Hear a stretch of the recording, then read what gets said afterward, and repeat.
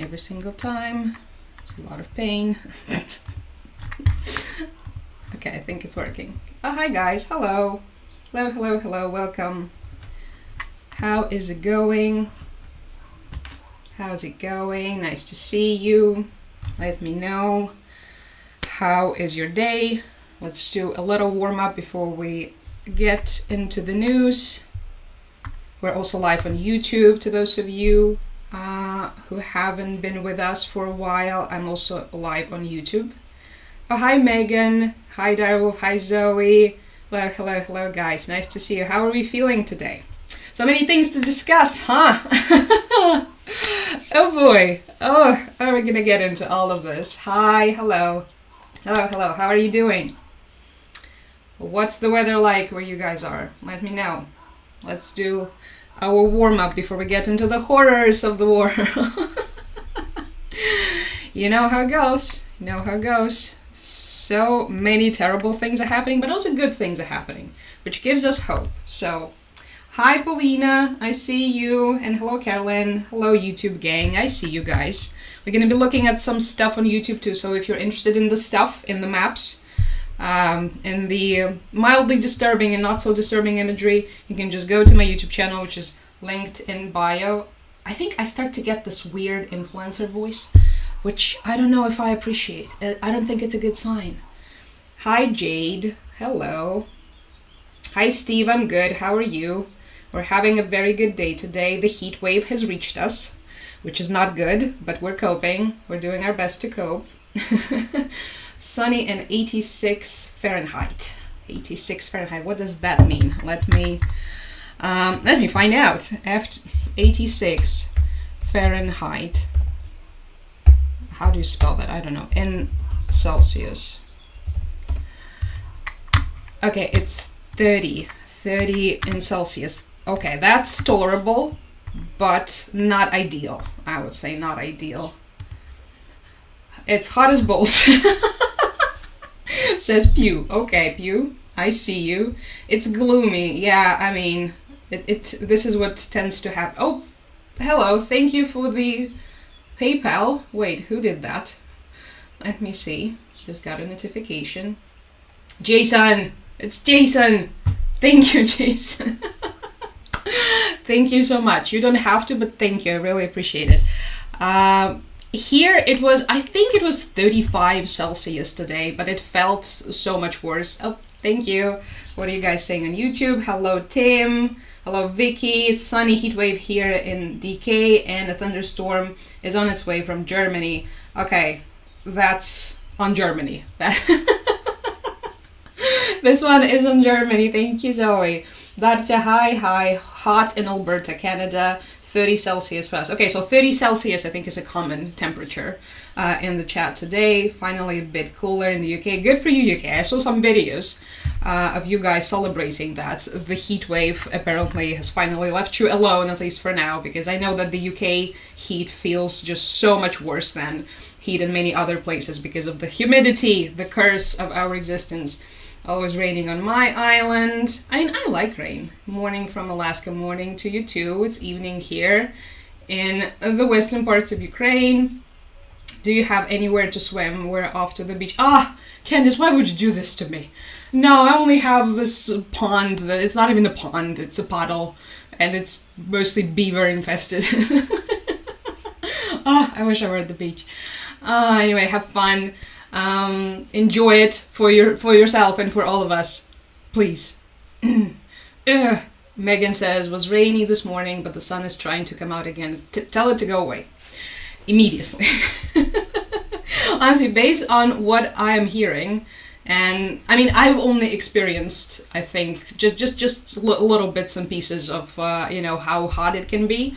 Back when I was in Glasgow, but it was quite insufferable. Add to this the constant shifts in weather, which Scotland is famous for. So, no. Enough. Heat wave, go away. We have suffered enough. We've had 34 Monday in UK, but God, the heat here is terrible. When I lived in Poland, interesting piece of lore. I love the heat, but not here with high humidity. It's always the humidity. Okay, I'm glad that everyone is doing seemingly fine. Everyone is coping with the weather. Everyone is surviving. Winter here, 7 degrees. Okay. Lucky you, I guess. Honestly, if I had to choose between the heat wave and a little bit of cold, I would probably choose the cold, not the heat wave, any time of the day. In my city in South Finland, thankfully not more than 23 degrees. That's one of the many beauties of Finland. Or so they keep telling me, Loris. I've never been. I would love to go. But the mosquitoes are probably a killer, right? Again, or so they telling me. I don't know who's they. But got my first social security check. Now I can travel to Scotland.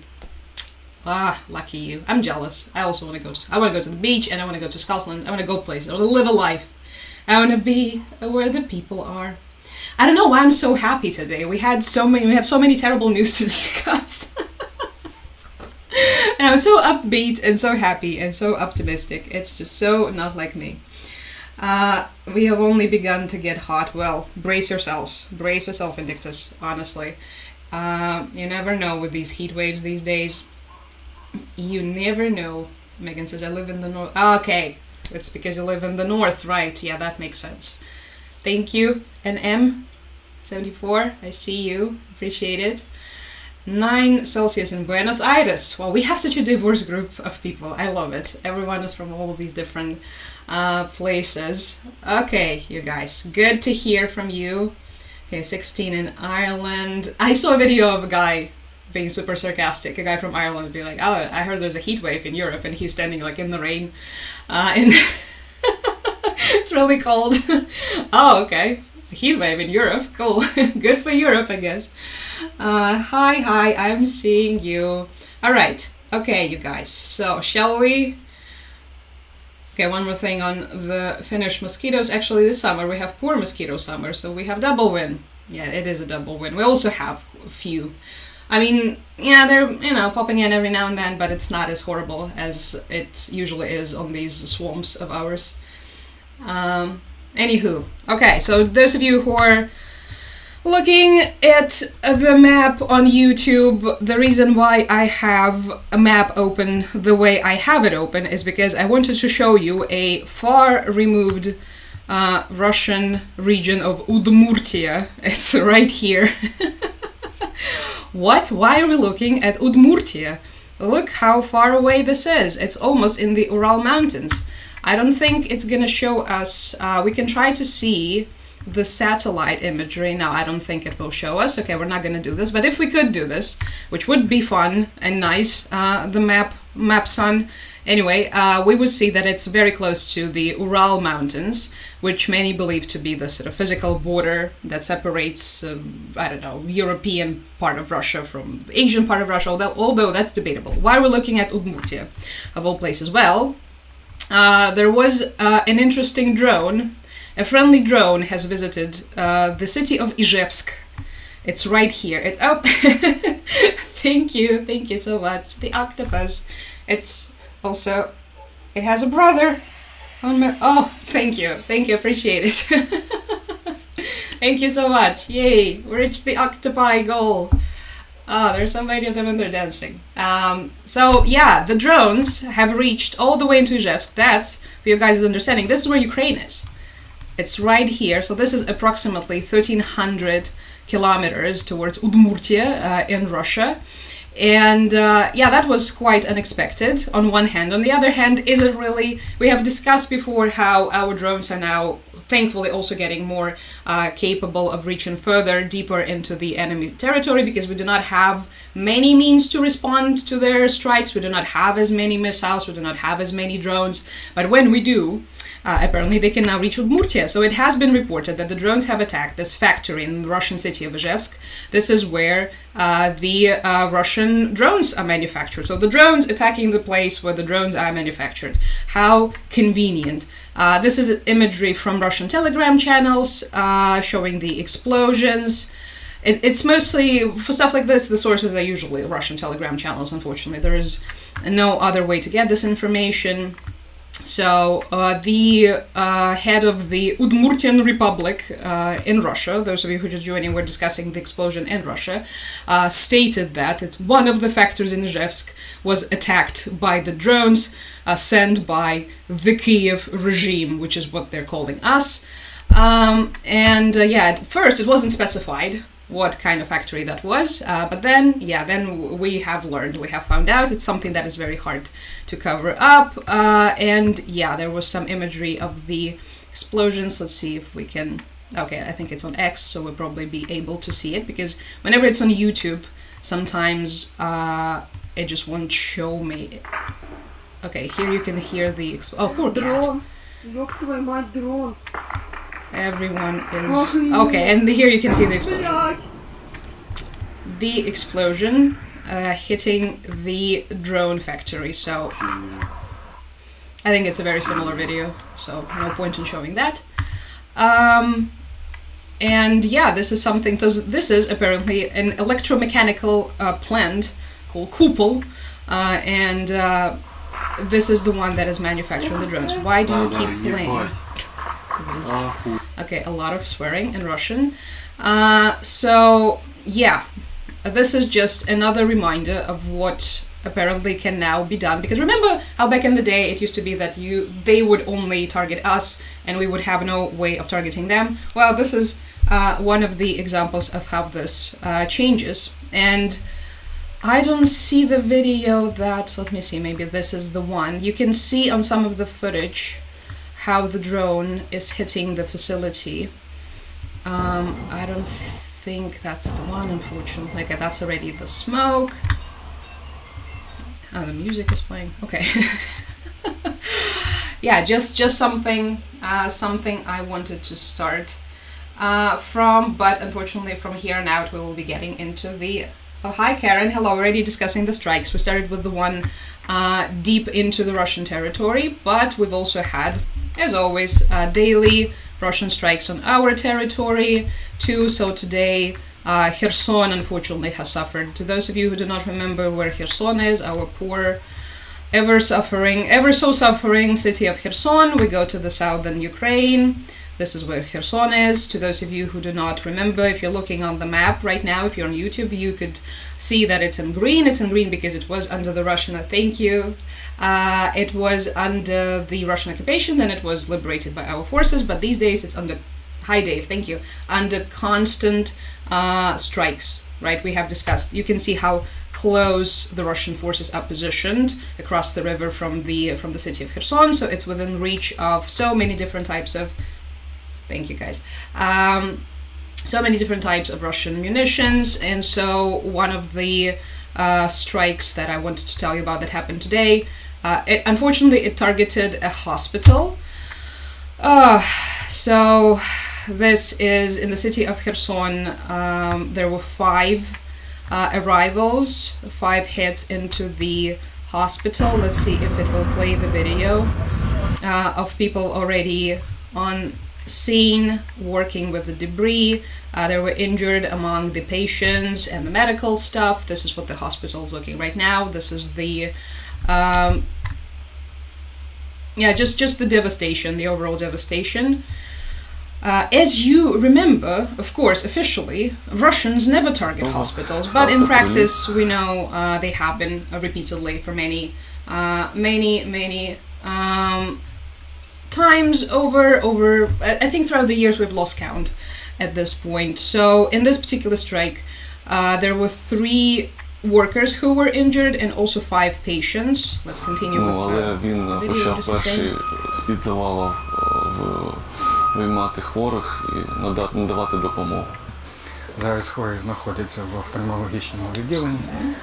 Одна хвора переведена в реанімацію, тому що стан важкий. Okay, they're basically telling about how they were getting the patients out of the debris and how they have, in which facilities they have now relocated the patients in the hospital. So, yeah, that's unfortunate reality. Hi, thank you. Of the people living in Kherson, which is very close. It's the frontline city. It's the city where the infamous human safaris have begun, where the Russians are using FPV drones to target the civilians, the cars, the transports, everything. So, and unfortunately, this terror continues because when you are so close within the reach of all of these artillery systems and all these drones, this stuff, yeah, it just keeps going. So yeah, that's just the unfortunate reality today on the ground in Kherson. Thank you, Annette. I see you. We're also live on YouTube if you'd like to see the stuff. Just a reminder, we're already discussing the. Dave says I live in the UK and the news is very quiet about Ukraine. Yeah, there is, as they call it, right, the Ukraine fatigue. There has been the Ukraine fatigue. I think that's one of the reasons. Another reason is how the media operates. Thank you.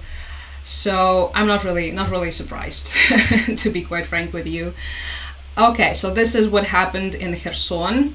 The total number of drones, I mean, it's been pretty mild drones wise in our country these 2 days. So as you can see, this is the official Instagram channel of our Air Force. Yes, our Air Force has the official, not Instagram, Telegram channel, because apparently everyone in this country has an official Telegram channel.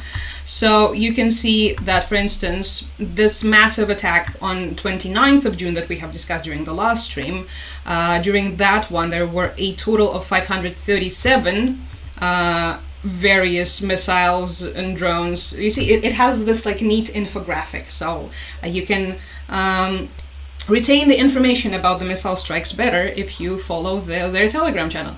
And during that attack, they have intercepted 475 out of those, and you remember that, right? So compared to this is what we consider an out of ordinary, very intense, unusual attack. And this is the one that tends to make it into the international news.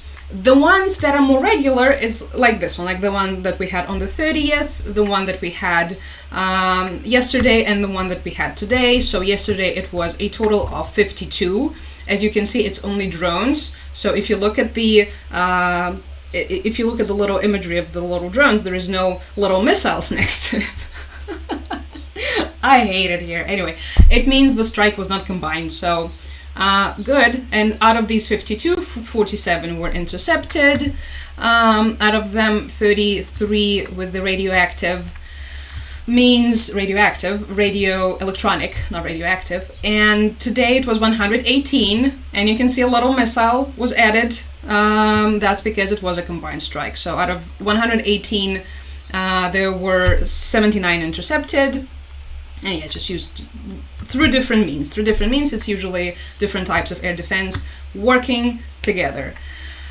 So yeah, this is the missile strikes daily. Thank you for being with us. This is just something that I feel like should be noticed, because a lot of people tend to forget that this keeps happening. Many people believe that perhaps it's not as bad, or maybe they are just sort of under the impression that perhaps it's under control. No, unfortunately something like this cannot really be under control ever, because as we have learned in the last several years, there is no such thing as the perfect air defense system. There are always, even if you have the most incredible air defense, which we do not, we have a lot of elements of it that are outdated, we have a lot of problems, a lot of the post-Soviet, Soviet era type. Oh, hi, thank you.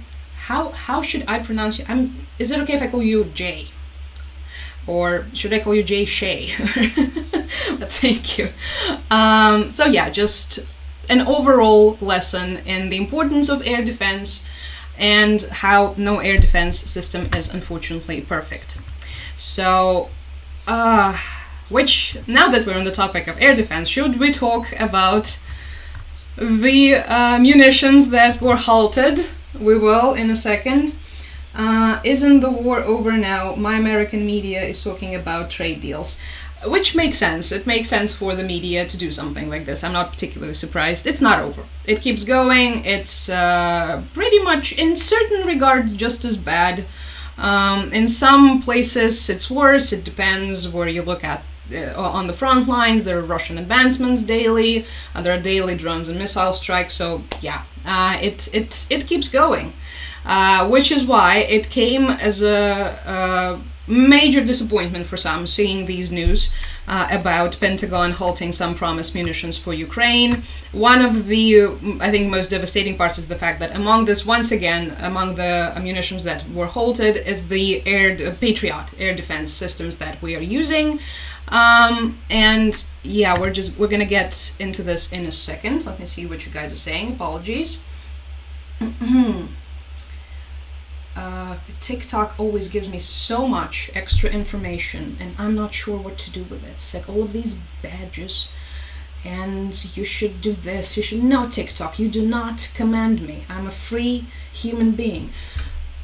Thank you for watching. Thank you for watching, Fox and Clan. Thank you, Jim. Thank you. Russia holds less of Ukraine today than it did in April 2022. Yeah, that's for sure, because the territory that they used to hold was massive.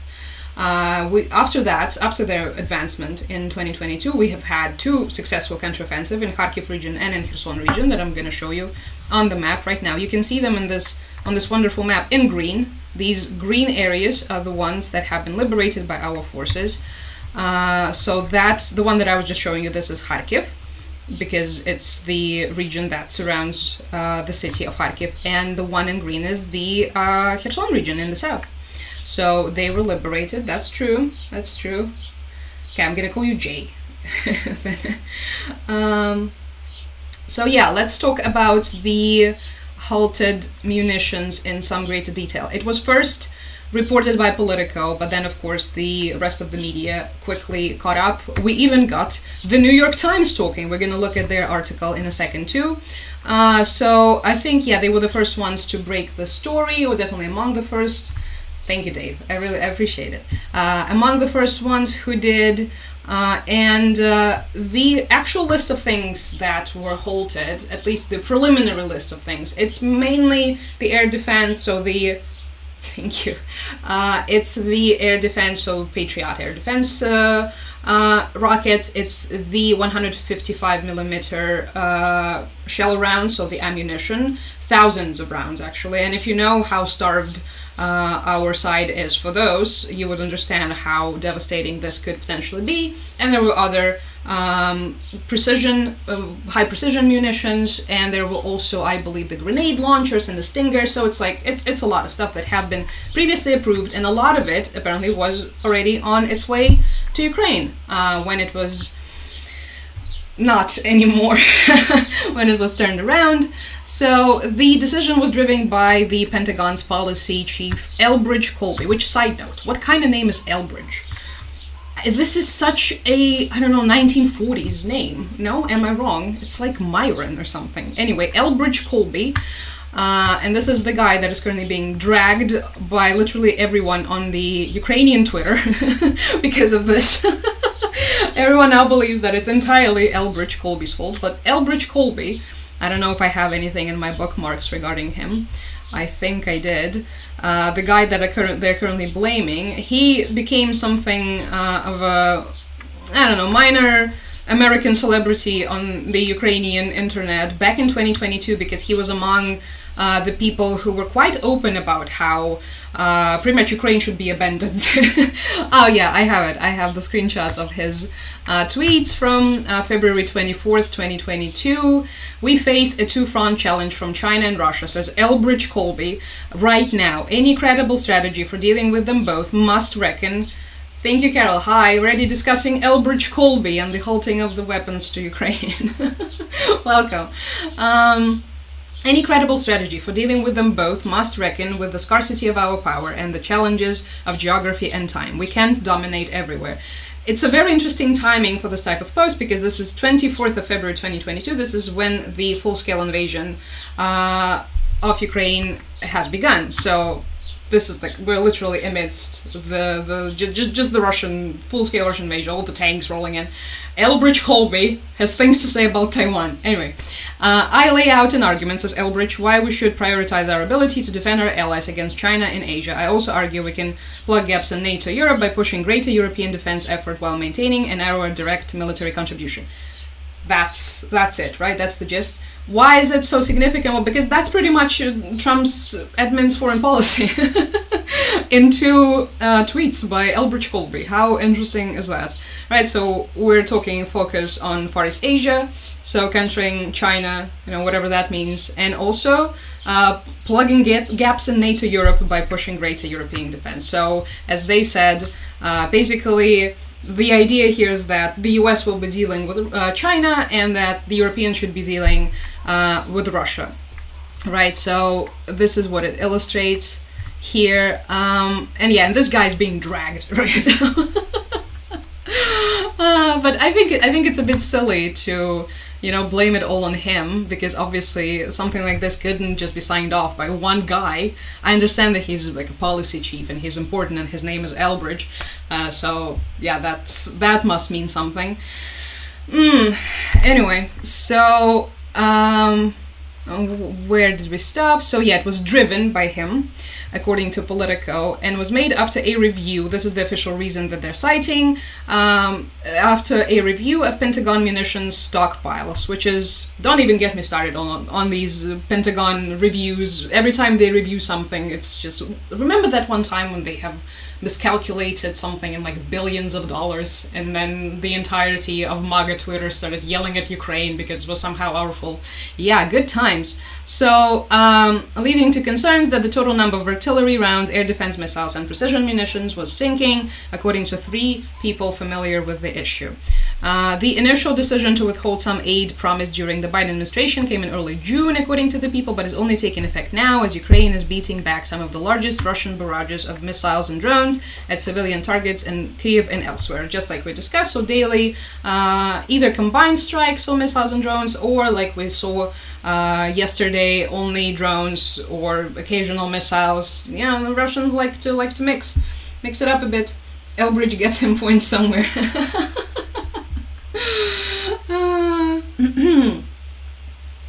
All right, just a moment. Matches his 1940s mentality. Elbridge. How do you call, like, if you are dating someone named Elbridge, what do you call them? Do you call them L? Do you call them Bridge?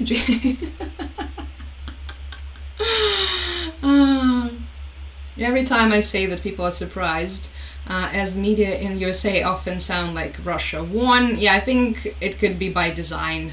How media outlets apply the lens that is, working for them, that fits their agenda. So I think you could definitely do that if you want to, because they are advancing. There's all this damage to our infrastructure. So it's very easy. Sorry, Mr. Lemon. It's very easy to create this illusion. And I mean, currently on the battlefield, the initiative is with them. That's for sure. But the initiative and winning is not really the same thing, right?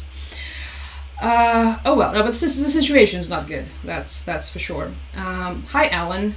Happy birthday. Happy birthday, Alan. How are you celebrating? Aw, that's so nice. You guys, if you could please wish happy birthday to Alan. Anyway, in the meantime, let's continue with Elbridge and the aid being halted. So, White House Deputy Press Secretary Anna Kelly, I hate the fact that I now have to know all these people, I cannot even explain to you how much, said in a statement that decision, quote, was made to put America's interest first. We've already heard that one before, following a DoD review of our nation's military support and assistance to other countries across the globe. The strength of the United States Armed Forces remains unquestioned. Just ask Iran. They always have to finish their little bits these days on this, little bit of a North Korea vote. I don't even know how to describe it. It's like the North Korean broadcast. No matter what they're saying, it has to end on the glorious leader, Donald Trump. We remain unquestioned. Okay, cool. Thank you, Anna Kelly, I guess. And also the article mentions that Russia over the weekend launched its biggest aerial attack on Ukraine, the one that we have discussed before, the one with more than 500 drones and also missiles and everything all at once. And hi, Feisty. It feels like North Korea. Unfortunately, it reads like North Korea. Because why cannot you just say things without adding this upbeat note of glorious leader Kim Jong-un has promised every single citizen of our nation a horse and a rabbit. Okay. The move comes after Ukrainian President Volodymyr Zelensky met with Trump on the sidelines of the NATO summit, and also it comes after that infamous clip that we have already discussed. Remember how everyone was praising Trump for being so humane and so glorious and so incredible to this reporter lady? Wait, where was this? I think I had this clip, but you guys remember probably, we already discussed this last time, right? The Ukrainian reporter during the NATO summit, right? Just to freshen up your memory, this is how their conversation went. It's ready to sell anti-air missile systems Patriot to Ukraine. We know that Russia has been pounding Ukraine really heavily right now. Are you living yourself now in Ukraine? My husband is there. Are you living in Ukraine? I can see you it's amazing. I can see you. What? Yes, you can. Because you can see. He wanted me to. Is your husband a soldier now? He's there now? Yeah. Wow, that's rough stuff, right? That's rough stuff. That's tough. And That's you're tough. living here? That's tough. In Warsaw. And you're a reporter?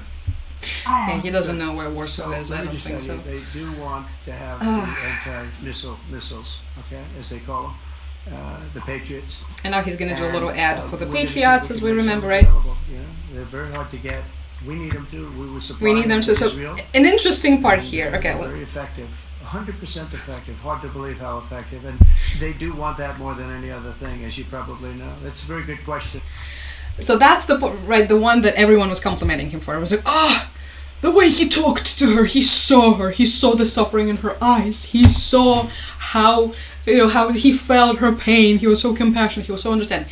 He didn't promise her anything, right? He didn't say anything concrete. In fact, it was something of a foreshadowing because pretty much things that the way he talked about it was a foreshadowing. This is exactly what happened. He said that they needed the Patriots more than we do, and now we are not getting them. So, yeah, I guess that was a little teaser for all of us. Another interesting part here, notice how he says 100% effective. It's been widely discussed actually, by many of the experts and by many of the people involved with the situation, that there have been some improvements implemented to the Patriots thanks to the way they have been used and applied in Ukraine, here, so defending the Ukrainian territory. There have been some modifications, they have been adapted because they haven't previously been used against these many missiles of all of these kinds. And one of the reasons why their effectiveness has been increased, because previously they were considered by some experts like a relatively outdated system. And now they're all the rage again because, because they have been, partially, because they have been also, improved here on the battlefield. But yeah, so we're not getting any more of those. Good for us. A bizarre thing here is that, so first I saw, the way I've learned about this from all of these different media outlets. I was looking at all the news as I usually do, in different languages. One thing that left a very unpleasant aftertaste, I mean, many things actually leave very unpleasant aftertaste, but the fact that our Ministry of Defense had no idea. They were completely left in the dark. And this is their official statement from their official Facebook page. Why are all our ministries like this? I don't know. Why do they have official Telegram channels and Facebook pages, and this is the main outlet of communication and not like, a document or a letter that's being released? I'll never know. I don't know, we're a young nation, okay? So basically in this message on Facebook, they're saying that regarding this, the message about the shipments from the United States of America, Ukrainian side has been paying attention to the messages about the delay of the delivery of certain elements of the previously allocated defense packages from the United States, and is currently trying to find more information and learn basically the facts of the situation and of this delivery. Ukraine has not received official messages about halting or reconsidering of the schedule of the aid that has been previously discussed and its delivery. So basically they're saying, like, you know, we have to work with what we have because we don't really know what's happening. We're completely in the dark, right? They had no idea. They have requested a telephone conversation with their US colleagues to clarify the details, to clear things up. And and then they will notify us. So they had no idea. Politico knew, New York Times knew, Twitter knew, everybody. Our Minister of Defense had no idea what was happening. Okay, sorry. What is happening here? Zoe and Tim are talking. Okay, I'm not interfering with that. Let me see what you guys are saying.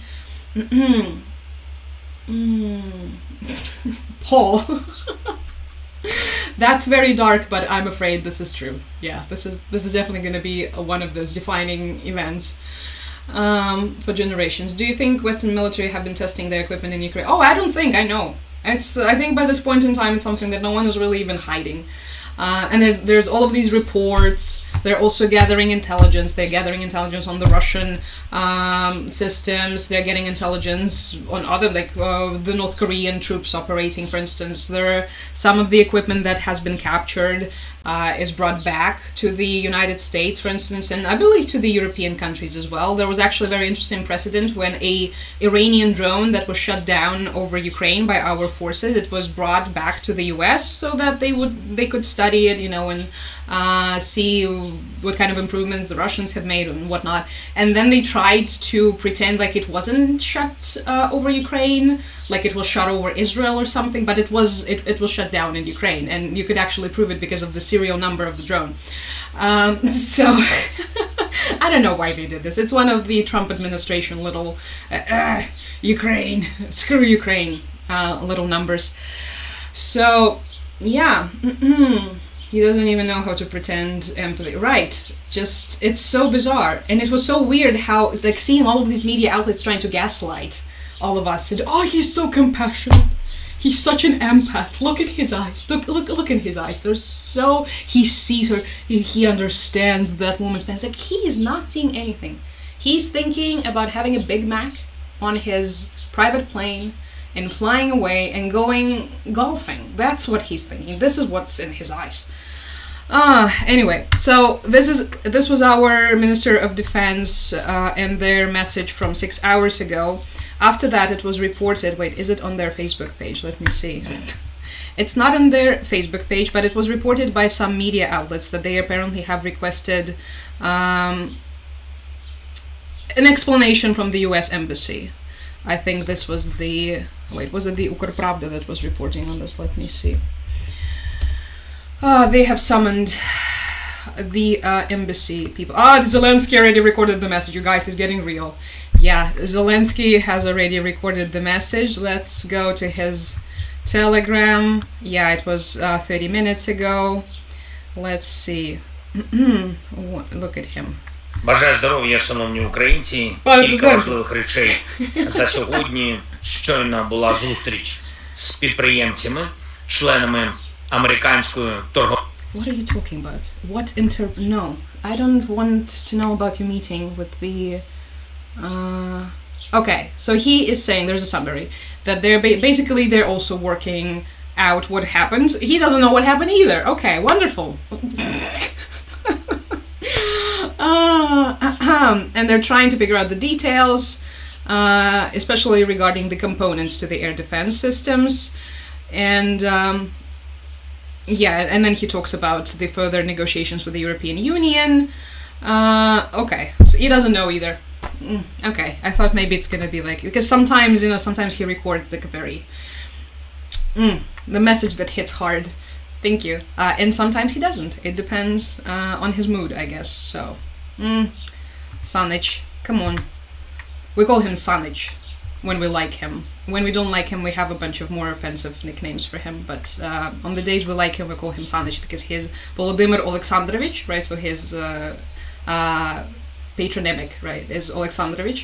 And like a, more down-to-earth version of it would be Sanich. So let's... all right. New York Times hopped in on the conversation because, of course, it did. It wouldn't be New York Times without that. And they believe, let me see what the chat is saying. Trump has lessened sanctions. Oh, he actually did. He did lessen the sanctions too. We're going to get to this in a second. This is an interesting one. It was murky. It was shady. But we'll talk about this. Let's just look briefly at the New York Times. And what does the New York Times believe? Well, they believe that, of course, that it deepens Ukrainian concerns. And you're not going to believe it. They also believe that it shows the fact that U.S. wants to pull out of the Ukraine war. What? No one could have ever predicted that. They only said this like a million times, but no, but the article itself was really good. I only sort of skimmed through it because I only saw it a couple minutes before the stream was getting started, and at first I was like, okay, New York Times, back at it again. But yeah, it's a pretty good summary of the situation. And how Mr. Trump has not approved new military aid packages for Ukraine. You don't say. So, and they also point out that it's a particularly precarious time for Ukraine. Again, you don't say. The timing is immaculate in this regard. Yeah. Okay, about the sanctions. No, I need to talk about the sanctions.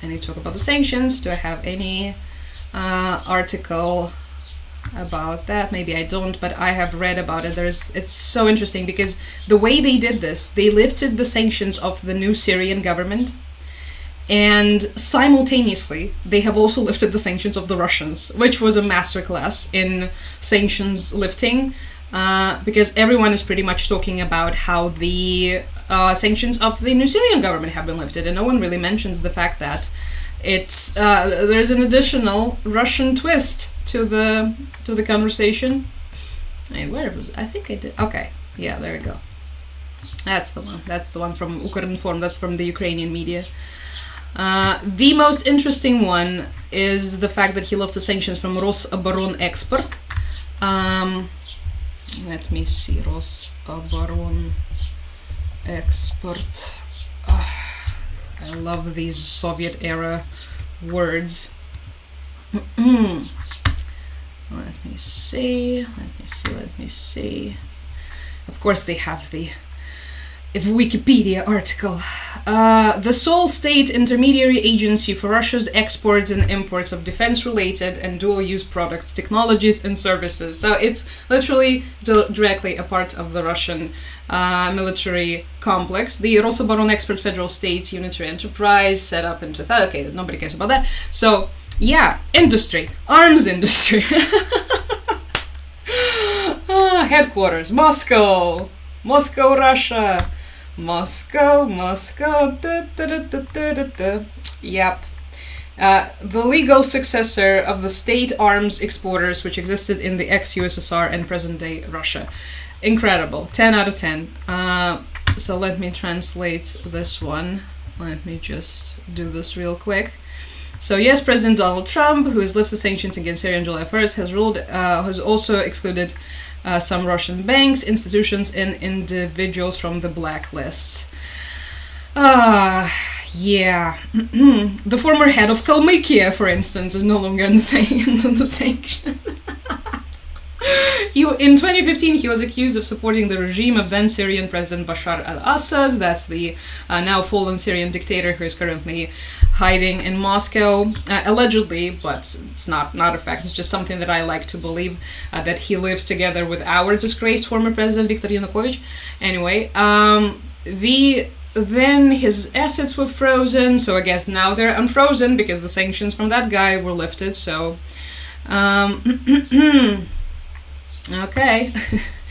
There were also some Russian companies who fell under the Syrian sanctions, and yeah, those sanctions are now lifted. So there's one of the Russian banks that belongs to this head of Kalmykia person whose name is Ilumzhinov.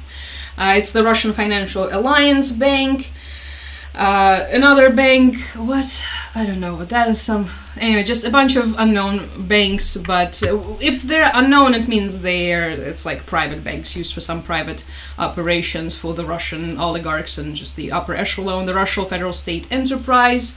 That's the one that we just talked to. The Russian state-owned company Rosoboronexport. That's the one that we just talked. And also federal state enterprise something. Wait, what is this? I don't know what that is. Let me go back to original. Okay, I think that's the one that imports or exports. What is you? Okay, another state's Russian state corporation of some sort. I'm not entirely sure what it imports, but I imagine nothing good.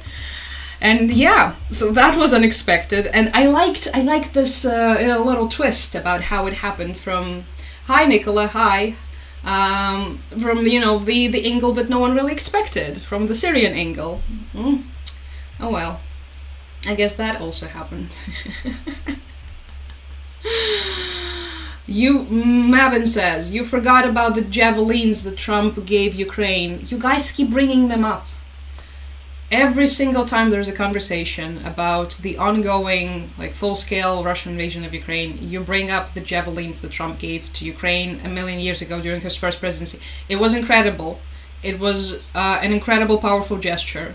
It helped us go from the complete and utter ban on any sort of Western equipment in the country to having some Western weapons in the country, because previously it was a huge taboo and hush hush. The reality before 2022 and the reality after 2022 has changed drastically. This is one thing. Thing number two is that, of course, we're grateful for this, but also, number one, the situation has changed. You cannot use a couple javelins against what we're currently dealing with. You cannot use them against, for instance, how can you resupply and recharge artillery with javelins? You need ammunition rounds for this, right? How do you push back such a barrage, this huge wave, thousands of offensives daily, right? Thousands of people in these offensive, dozens of offensive, thousands of Russians in them. You cannot fight this back with some javelins. That's impossible.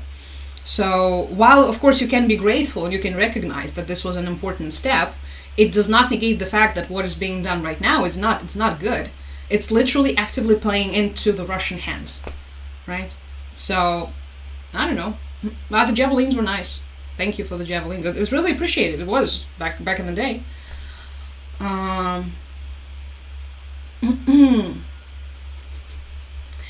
The javelins. I know they keep bringing up the javelins every single time. Javelins. Remember the javelins? Yes, we remember the javelins. You make it very hard to forget the javelins. And we're grateful for the javelin. Thank you. Have you said thank you? Have you said thank you even once? So yeah, this is an interesting, what I was basically trying to say, that this was an interesting way to lift the sanctions. I didn't see that one coming. I will give it to them. Right, Carol is correct. Absolutely different ballgame. Yaroslav says, thank you very much for javelins. Now we need billions of drones and more. And thank you again. Zoe says, you're welcome. Right, just a completely different situation on the ground, completely different everything, and yeah, we cannot really live in the past, can we? It's whenever people, one of the reasons why I try to not bring up the occupation of Crimea and my own situation and being from Crimea and everything, although I do still, because yeah, let's face it, I am slightly obsessed with it. But one of the reasons why is because you just realize that the situation has changed so much, and we have these newly occupied, regions that have been occupied recently and that are under much more terrible circumstances than we ever were, many of us, at least in Crimea, that, there are currently people who are just in the most horrifying situations at the front lines, people whose entire hometowns have been erased, right? So I cannot just continue to go back to, but actually I'm in a lot of pain because in 2014 this and this happened. It's just, what's the point of it? It's absolutely counterproductive and it's stupid.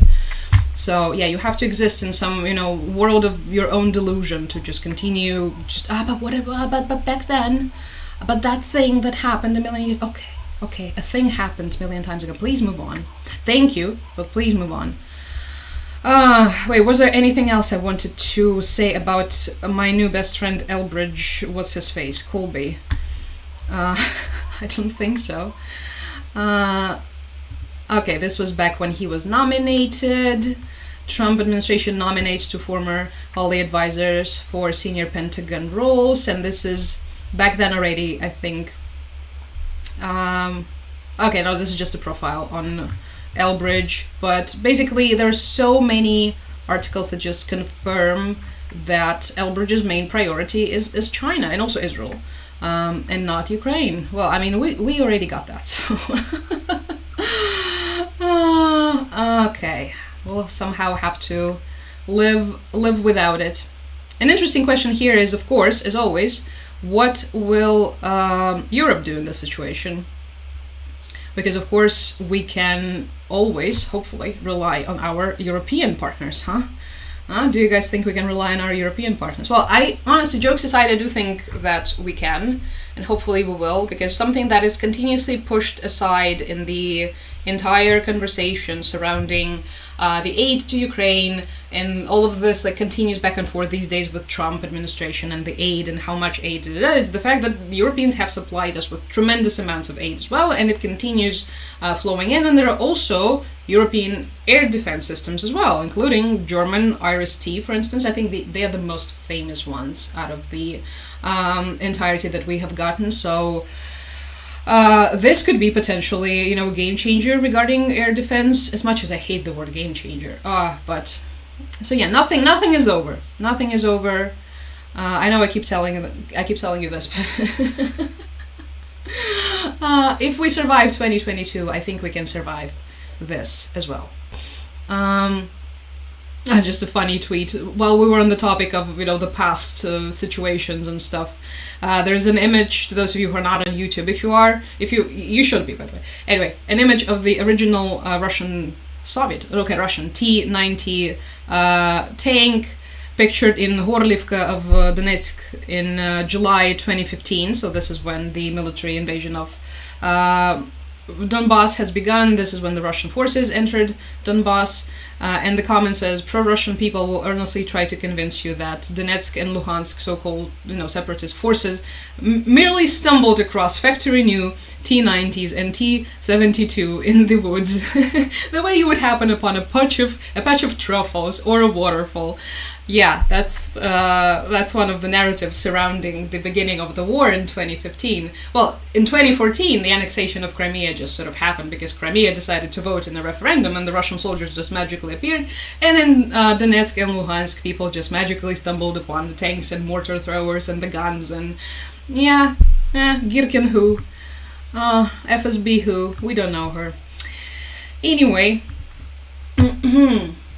Anichka, they always have the dumbest names and faces. What is Elbridge? I don't know what is Elbridge, and I don't think I ever will.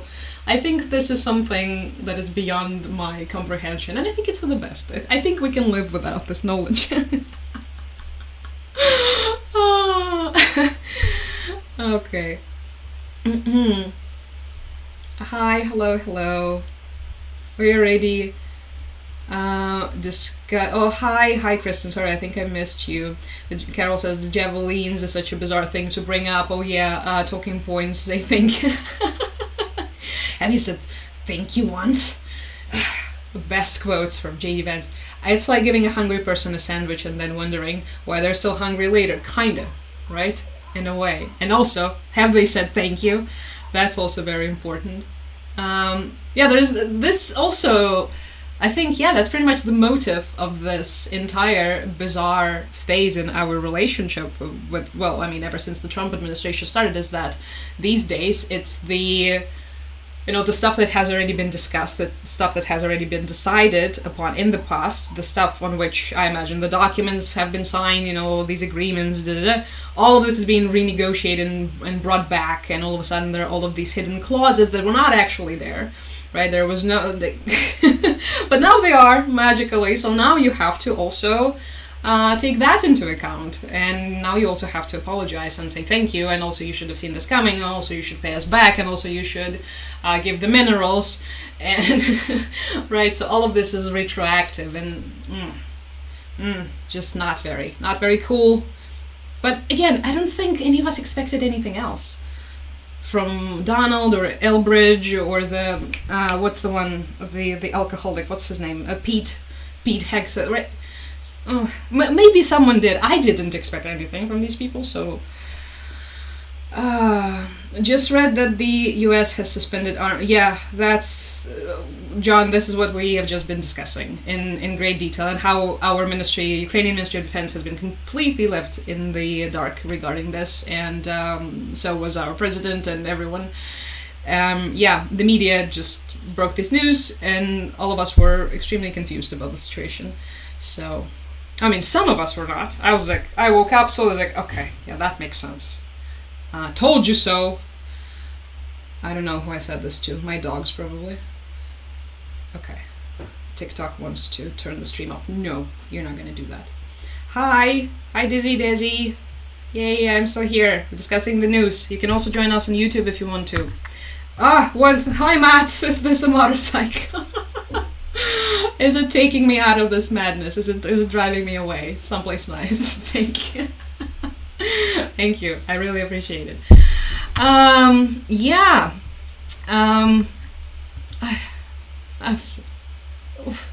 don't know.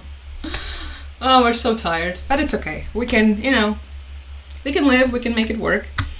Oh, an update on that Russian factory in Izhevsk that we just discussed. Those of you who are just joining us on YouTube, Izhevsk, you guys, thank you, Direwolf, is in Udmurtia, and this is the day when you guys are going to learn where Udmurtia is. It's right here. Fun fact about Udmurtia, I think the only thing that it's currently has going for it, in the city of Vodkinsk is where Tchaikovsky was born, so how about that? But this is not why we're talking about it. It's because apparently, according to the new report, so that factory, the drone manufacturing factory in Izhevsk that was hit, it was hit good and it stopped working. So that's good.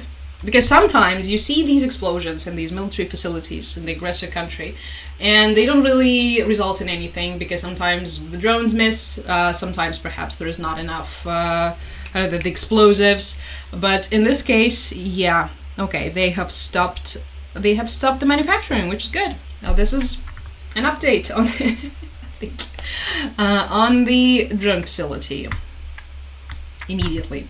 Also, while we're on the topic of stuff exploding, there was another explosion in Crimea, which is occupied, as you might remember. There was what the Russians, at least, are pushing on GUR, so this is our Ukrainian intelligence. The commander of the Black Sea Fleet was blown up about, I think, half an hour before the stream. So, okay, 2 hours ago, about 2 hours ago, the news broke. This was him. If you're currently on YouTube, you're seeing this inspired face. Rest in peace, I guess. Vice Admiral Ildar Akhmetov. So, I'm not entirely sure if this is the video for... Okay, we're not going to look at that. Why did I bookmark this? But it immediately spread on social media, and usually the way we learn about all of the stuff like this happening in Russia is, for instance, sometimes what you're looking at right now, if you're looking at the screen on YouTube, it's all of these propagandists, Russian propagandists saying, this is war. The first one says, this is war. This is war. The second one says, this is war. And the third one says, this war is a son of a bitch. Right, you would think one of the two is right. Either they have all got inspired to write the exact same thing at the exact same time, or they're all using the same FSB instructions to write the stuff that they write. Who knows? Anyway, this is how we knew that something's happening. Usually whenever the Russian telegram starts saying, no, Russian sadness moment, you know that something interesting must have occurred, and this is how we learned that apparently the Black Sea Fleet commander is no more. So yeah, that's это война. This is war, as they say, I guess. this broke what, an hour, right? An hour before we went live. So I immediately ran to my dad because he used to, during the Soviet times, he was serving in the Black Sea Fleet on one of the ships. I forgot which ship. And so whenever stuff like this happens, we immediately go and discuss. And so yeah, let me see. Vicky, hi. Long time since I've heard anything about the mining deal. Did it end up with the deal, or are they still talking about it? They signed some documentation and they have promised us to work out the details and let us know. They were like, okay, we're going to work out the details. There's still some technical issues. They have agreed on the key point, but there are also technicalities that will be worked through in the foreseeable future. And that was the last we've heard of it. So nothing else was done. No updates on the situation. We were left in the dark completely. In the meantime, the only thing that keeps happening regarding anything mining is the Russians continuing to occupy some of our places with all of these rare earths and other important, expensive things that apparently the US was so interested in. That's the only update on the situation, unfortunately. Like last time we talked about it briefly, how it was the Shevchenkivske in Donetsk Oblast that was occupied, and I will not find it on the map, but basically Shevchenko. I found it. And so soon too. It's close to Pokrovsk, right? This is, we've discussed this before, one of the most sort of dangerous, heated directions, and this is where the Russian advancement is currently in. And this place called Shevchenko is the biggest, this is where most of the Ukrainian lithium is. And it's now occupied by the Russians. So, and yeah. How can you prevent this from happening? You can, for instance, give us 155mm shells for the artillery so that, the front wouldn't be moving, or maybe not as fast. Or you can halt them back because someone named Elbridge said so. Yeah, sorry, these are pretty much the only updates. I'm monitoring the situation. I'm keeping an eye out for Selena. Keeping an eye out, and if something happens, we're of course going to discuss it. But for now, nothing. And yesterday it's been also discussed, at least on social media, that the Russians have advanced towards the outskirts of Pokrovsk. So they are now here, based on some reports from the people who are there in the area. Remember how we discussed that the map, the deep state map, it's a couple days behind, sometimes even a couple weeks behind in certain cases, depending on the situation. Here, with the Donetsk front line, is usually a couple days. So yeah, they have advanced here, unfortunately, because they continue gradually pushing through. And I hate it. I absolutely hate it. Just read, okay, the arms thing we have already. Откуда ты из Крыма? Я из Крыма. Someone asked me, откуда я, in Russian. Where am I from? Honestly, with our compromised regime in the US, I'm surprised it has taken so long. They have sort of sped up the process, right? You see, it started happening very, very... in the recent week, we have gotten several very, very suspicious things. This is just the last one in the chain. And also simultaneously, the sanctions lifting that we have talked about. Yeah. Under the guise of lifting the sanctions from Syria, and not actually lifting them from Syria, but actually them from, what was that, Rosaboron, something having to do with Russian defense, the biggest defense corporation or something. Yeah, that's not suspicious at all.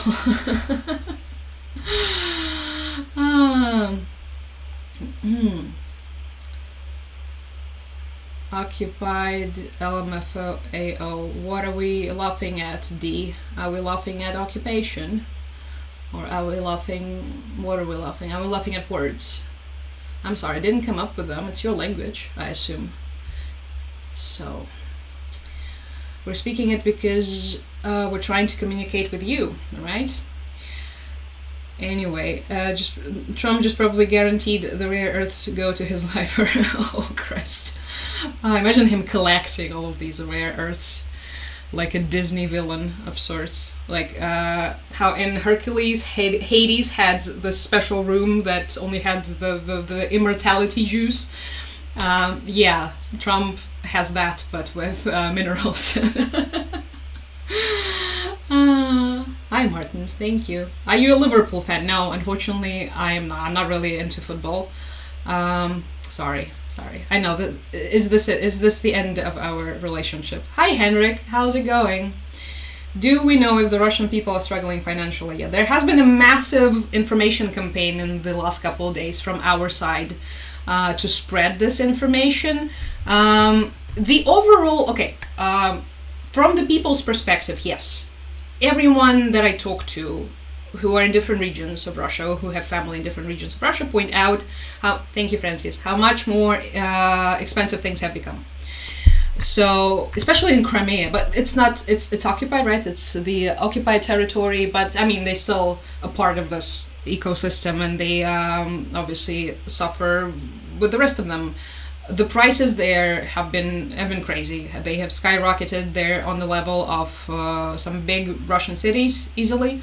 Actually, I have an article to support my claims. Okay, let me just hide the stuff. Thank you. Hi. The stuff about the Vice Admiral that got blown up. And then we will look at because there was this is Steve Rosenberg, who's with BBC, and he is reporting on Russia quite a lot, and a lot of the stuff that he does, thank you, is very, very good. So this is the Reading Russia segment that he is doing, and he points out that the Russian newspapers are reflecting economic concerns. So the headlines, let me open the video. In 2026, lots again on the economy in today's Russian papers. News-Nezavisymaya Gazeta, in June, the Russian car market kept up its 25% fall. Because of expensive credit, the central bank has crashed car sales and manufacturing. Sales of new cars in Russia in June may have fallen by a quarter. Car dealers do not believe demand will return this year. Meanwhile, the Russian government has promised to solve the crisis in the coal industry in 2026. Russian officials are hoping for a rise in global prices, although this contradicts international forecasts. Moskovsky Komsomolets, Russians with credit cards are struggling more and more to pay off their debts. According to data at the start of the summer, 8.3 million Russians were more than 90 days late in settling credit card arrears. On the 1st of January, the figure was 7.7 million people. A year ago, even less, 6.9 million. So basically, what this entire video is about is all of these headlines of all of these Russian newspapers that are talking about how much more things are getting, how much more expensive, these the groceries are, how the wages are dropping, how the manufacturing industry is struggling, and this is the conversation that has been had for a while. However, one of the reasons why they're having these conversations to begin with is because it's okay to talk about the stuff, right? So whenever they talk about something this openly in the Russian media, it means it's not a taboo topic. So it means this is fine. In fact, it's used as a distraction, because for as long as I remember myself and remember the media, especially the Russian media, this is the number one complaint. Thank you, Zoe. This is the number one complaint in the Russian media, how expensive everything is and how bad everything is, and how things have gotten so much worse since the collapse of the Soviet Union. So this is nothing new. Can we really use this as an indicator of the real state of things? This is the question that I've been having. Can we really use, because the prices are growing everywhere. Here the prices have quadrupled on some things too, right? We are also struggling tremendously. So it's no surprise. Like, you guys also have inflation in your countries. You have what was it that you used to call it, the cost of living crisis, right? So you had all of these issues. The question here is, will these issues be enough to affect the military-industrial complex, right? Is it just the day-to-day Russian consumers that are struggling, or is there actually an in-depth issue regarding, for instance, the manufacturing of tanks or something? And we have no way of knowing that, because they're not talking about this. They're talking about cars, they're talking about credit cards, they're talking about all of this, and the Kremlin doesn't give a damn about what, the regular Russians, the way they're living, how much money they're making, what they're eating. They don't care. Just absolutely no concern whatsoever. So this could continue for a while. They still have, until they have foods on shelves, I think it will be played off as, okay, things are bad, but things have always been bad. This is the prevailing narrative. So, I'm not really buying this entire, it's gonna collapse. Because we've been hearing this for, 3 years now? Yep, it's collapsing, it's collapsing tomorrow, it's gonna collapse in 3 days, it's gonna collapse next month. So, do we believe it? Do we believe that it's gonna collapse? I don't. Honestly. And on our side, the source of this information was the presidential advisor Mikhail Podolyak, who is an interesting character, to put it mildly. Where is he? I think I have bookmarked him for the first and hopefully last time in my life, so that I could show you guys what he is saying. And starting from him, the information started to spread. Okay, that's him. On July 1st, good news, says Mikhail Podolyak. Is he an active advisor of Zelensky or not? Yes, he is. Advisor to the... Okay, no, it's even worse. He's not an advisor to Zelensky. He's advisor to Yermak. Oh, Christ. Okay. Good news, he says. The Russian economy is cracking. For the third year in a row. The National Wealth Fund has shrunk by 68%. They don't care about that. The key interest rate has reached 20%. They don't care about that. Official inflation stands at 9%. Inflation's crazy everywhere. While the real figure is significantly higher, how do you know that? Alright, systemic sanctions and trade restrictions have enormous potential to make the cost of aggression against Ukraine unacceptable for Putin. Of course they are important, and of course they have potential. Okay, that's obvious. Bad news. Our allies are waging an economic war for peace without the necessary resolve. Europe still pays around $24 billion annually for Russian energy. Because Europe got hooked on the Russian energy, as we have previously discussed. It's been a deliberate effort that has... It spans, decades? Decades. It started in the Soviet Union with the pipeline Druzhba, friendship, right? Remember last time we were talking about this when we were discussing Orban and how Hungary is hooked on the Russian oil. Yeah, it goes back decades. So Russia is also being leniently allowed to circumvent the oil price cap imposed. Yeah, that's also the case, yeah. The sanctions arsenal is far from exhausted. Okay, that's true. Unfortunately, the West lacks the political will to implement nuclear measures. These include... Okay, so then he proceeds to complain, which is... Thank you, appreciate it. Thank you, Francis. So, yeah, this is the source. After he wrote about that, immediately there were also several bloggers, several journalists here in Ukraine who also started writing, posting similar materials, videos, articles. A lot of them, I believe, are connected to him because he is the guy in charge of a lot of the blogger coverage. So I remember at the very beginning of the full-scale invasion, he was the guy who called all of our bloggers who have more than 1 million followers, I believe, and they all agreed to cooperate for the sake of the information space protection, I don't know, yes, censorship of sorts. Anyway, that was just a rant about the presidential advisor Podolyak. So can we actually believe it? Perhaps. As you saw, right, we were just reading through his post. There are some things that are true. At the same time, it gets a bit tiring because we've been hearing this for years, right? For years and years and years and years. We need more sanctions. We need more of this. Russian economy is collapsing. Okay. Well, hopefully it will. Thank you for coming to my TED Talk.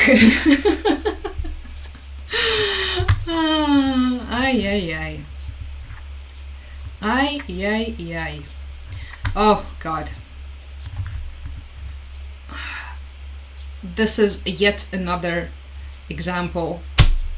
So we talked something sad, unfortunately, because we talk about the war. Maybe this is why. We talked about Sumy, right? We talked about Sumy. We talked about how the front line has been advancing towards Sumy and how now more stuff can reach Sumy. And remember how we mentioned during one of the live streams that it means the FPVs, means more drones can also reach it.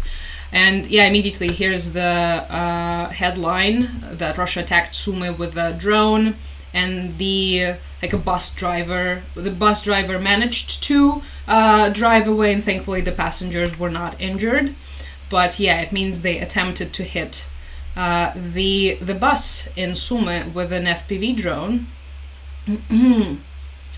It damaged the windows, so the windows of the bus shattered. Which is exactly what's been happening in Kherson, but this is in Sumy it's just getting started. In Kherson it has been a continuous problem for more than a year at this point, at the very least. It also damaged windows in several more cars and a house.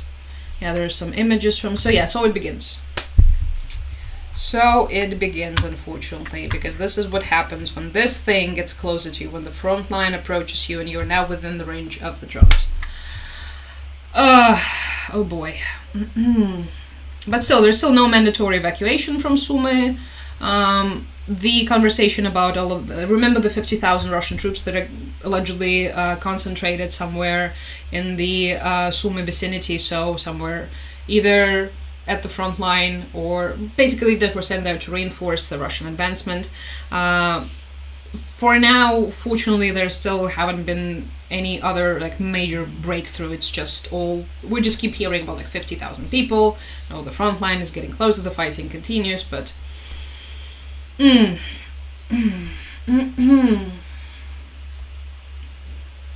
Dave, is that you? I see you. Thank you. Thank you so much.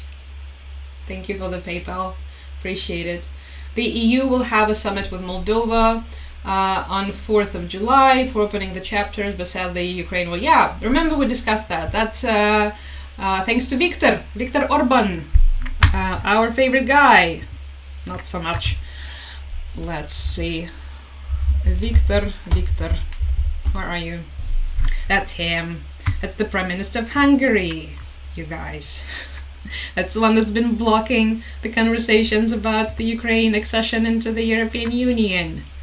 Yeah, that's him. That's Viktor. So yeah.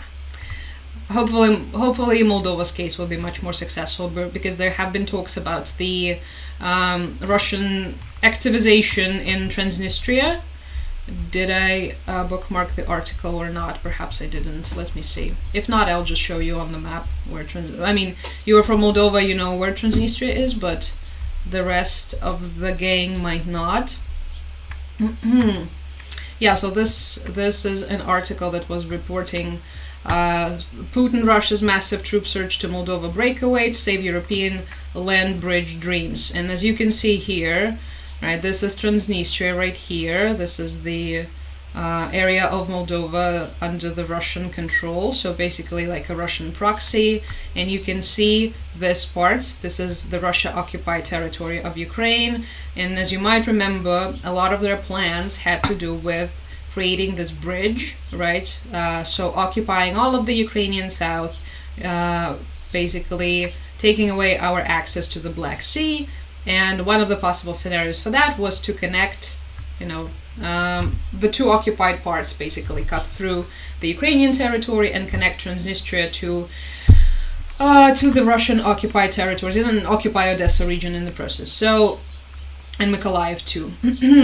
And it's interesting how these conversations started to emerge right now, because of course Transnistria is not new, right? It's not new. It's been happening since the 90s, early 90s. It's, I think, the first enclave like this that they have created. So no surprise here. But with the talks about the possible Moldova's, this is Moldova in green here, Moldova's accession into the EU, of course it makes sense for them to try and destabilize the situation even more. They have Transnistria to destabilize the situation in Moldova. In fact, it's one of the reasons why they have created Transnistria in the first place. And of course they also have all of these pro-Russian forces within Moldova, so hopefully it will be fine. Good luck to you guys. I really hope it will be okay. But yeah, a lot of the reflections regarding that, with gas reserves depleted, natural gas reserves depleted, energy production cut in half, and Moscow planning a 10,000 strong troop deployment, the enclave is quickly becoming both a liability and a flashpoint. However, behind this local collapse happens what? Lies a larger risk. If Russia loses its grip on Transnistria, it will also lose the strategic payoff of any future advance through Odessa. So, yeah, basically what we just discussed. Anyway, good luck. Good luck. I'm thinking about you. Hi, Maddie. Thank you. Good to see you. Yay.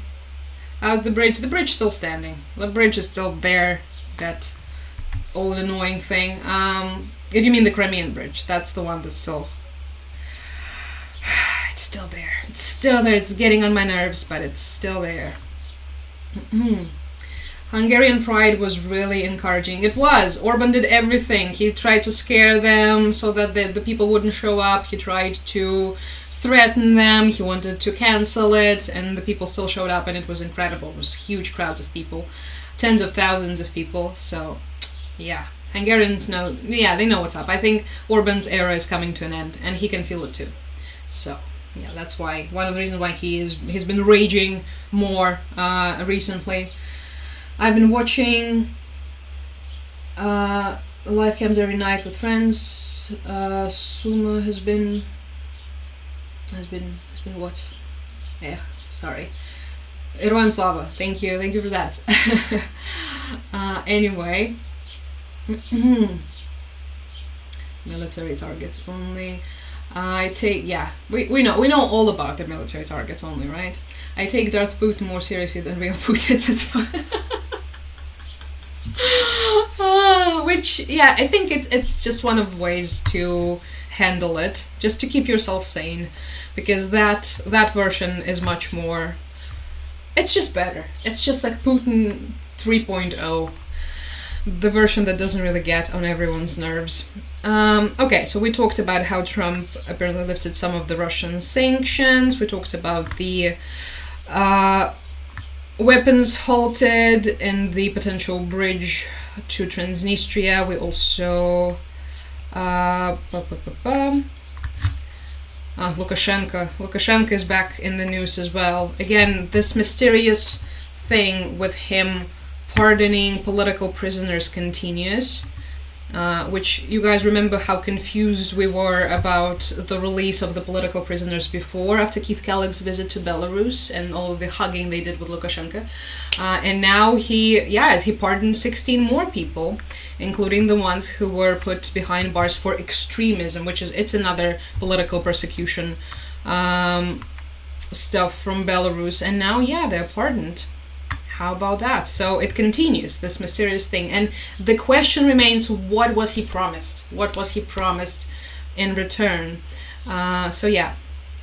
8 women, 8 men, 3 out of them older than 50 years old. One of them has a disability. They're still unnamed, so the names were not mentioned to the press, but it keeps going, and it keeps bugging me. I wonder why. I wonder what he's trying to say with it. What did they promise him? My money is on a room in Mar-a-Lago for his favorite son Kolya, but you never know. Привет, Sammy, how's it going? There are definitely promises. Some promises were made. I struggle with understanding what this, but of course it was something for him. It was something, thank you. It was something for him personally. It's a goose. Thank you, Daydreamer.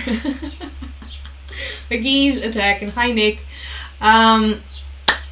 It was something that had to do, of course, I imagine, with his personal wealth, with his health, with his position, but we'll never know. We'll never know, won't we? I want to know.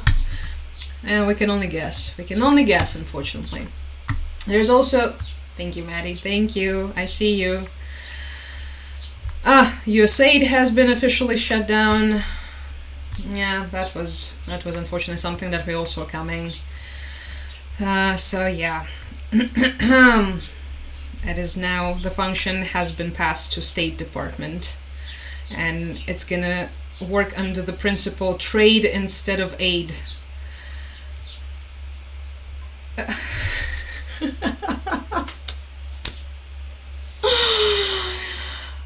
these people try and at least maybe not sound like the absolute, just the worst. Oh, okay, it's their business, I guess. And we had an official reaction from the Kremlin to the partial pause in U.S. arms shipments to Ukraine. Do you guys think the Kremlin is mad? Do you think they're enraged? What do you think the reaction was? The fewer weapons that are supplied to Ukraine, the closer the end of the war, Kremlin spokesperson Peskov told the reporters. I was surprised. I don't think so. Look at his face. That's classic Peskov. Always looking like this. This decision made the Kremlin really happy. What do you know? Gee, I wonder why. So, what do you think he could mean by that? Do you think he means that they would withdraw, that the Russians would just leave? Or do you think it could possibly mean that it will make it easier for them and just more convenient for them to fight us and perhaps bomb our cities, and maybe their advancement is gonna... Yeah, I think it's that. I think it's just gonna make their advancement significantly easier. So yeah, Peskov is really happy. The Kremlin is happy. MAGA Twitter is happy. All of the most important people are happy. I hate Peskov, says Jabari. Yeah, don't we all? I think by this point, who loves Peskov? Maybe his wife. I don't even think his wife loves him. Look at his face. Just silly man. Doesn't even look like a human being. Yeah, so they're very happy in the Kremlin. That was a big gift. Yeah, and the mess he creates. So this conversation, yeah, that's gonna cost. Thank you. That's gonna cost all of us. That's gonna cost, I'm afraid, not just us who are the partners. It's gonna cost the allies too. Yeah, this is how it all goes down, I guess. This is how it goes. Yeah, this is also regarding the Peskov comments. There was also an interesting situation unraveling between Moscow and Azerbaijan. I don't know if you guys have heard anything about that, but it's already been happening for, I think, several days in a row at the very least. There have been some people detained on both sides. So it started out with the Russians detaining some of the Azeri citizens in one of the Russian towns, so some of the people from the Azeri diaspora. And then, of course, Azerbaijan responded, and now it's this continuous, massive diplomatic crisis, and the huge, just continues back and forth with more measures introduced. Azerbaijan has cancelled Russian cultural events. First of all, do we have Azerbaijan on this map, or do we not? Because we might not. Some places we have. Yeah, we have, of course. Okay, it would be weird if we didn't. That's Azerbaijan, you guys. It's right here. So some of you... Basically, if you know where Georgia is, yep, you're already... Azerbaijan's right next to it. It has Caspian Sea right here. Obviously, Russia right there. Yeah, so the... Okay, wait, where was it? The situation has been interesting for various reasons, because Azerbaijan has been something of a dark horse in this situation. Obviously, they're a part of all of these Russian alliances because they're, thank you, hi, their own little personal dictator doesn't mind Putin very much, doesn't mind him at all until he does. So, okay, so this conversation starts happening, right? Russians arrest the Azeri citizens. Azerbaijan arrests a bunch of Russians. Azerbaijan starts to close down Russian cultural events. Then, immediately, Azerbaijan releases new evidence suggesting that Russian forces shut down Azerbaijan Airlines Flight 8243. Which you might remember, it happened back in 2024. It was, of course, it made all the news, because whenever there is any sort of aviation disaster, it makes all the news. And yeah, so they're now claiming, Azerbaijan is now claiming that Russian military ordered the 2024 missile strike on flight 8243, causing a crash in which 38 passengers died and another 29 were injured. But anyway, so yeah, it keeps happening. It keeps going. They keep screaming at each other, basically. But it's interesting how Ukraine could potentially benefit from this. Now, of course, this is from the realm of the dreams mostly, but Azerbaijan, as a former Soviet country, also has some Soviet weapon stocks. For instance, hi Renee, thank you. For instance, they have some of the stuff that we also have and that we could potentially implement. They have .u and Smerch and Asa and Buk and all of these other like MLRS type systems, for instance. So far they haven't been really willing to sell them to us, but maybe now they will. Honestly, okay, if we're being realistic, I kind of doubt it, but it would be amazing. Zelensky immediately called Azerbaijan and Aliyev and said that he supports Azerbaijan. Because, yeah, basically at this point, any enemy of Russia is our friend. So, yeah, but this one, unfortunately, it's a big question mark. But it would be nice. It would be nice. One can dream. One can dream about a bunch of Soviet-era military equipment. Is it the dream necessarily? Of course it could be better, but it's better than nothing. So keep your fingers crossed for us that perhaps we could use the Azerbaijan-Russia beef to our benefit.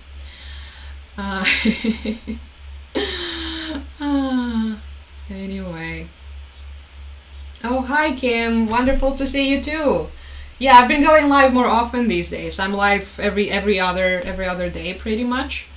The next live's probably gonna be on Friday, so I try to schedule them on here. I put it up as an event in my bio, and also I go live on YouTube to show you guys stuff. So if you are interested in that, you can go on YouTube and click the bell, because YouTube is actually much better at sending out notifications. Did any of you guys receive the notifications? Any of the YouTube crowd, especially? Wait, were we lagging? Hi, Telenel. Hello.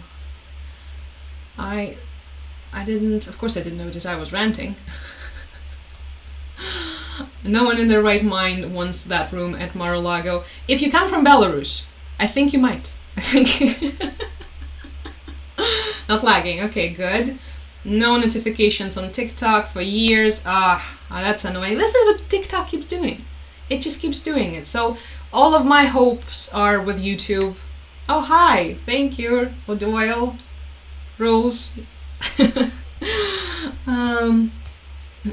United 24 just reported a huge explosion. Oh my god. Hi, K-Mac. Thank you. They did. Where? Oh, Christ. The one in Zhytomyr. So...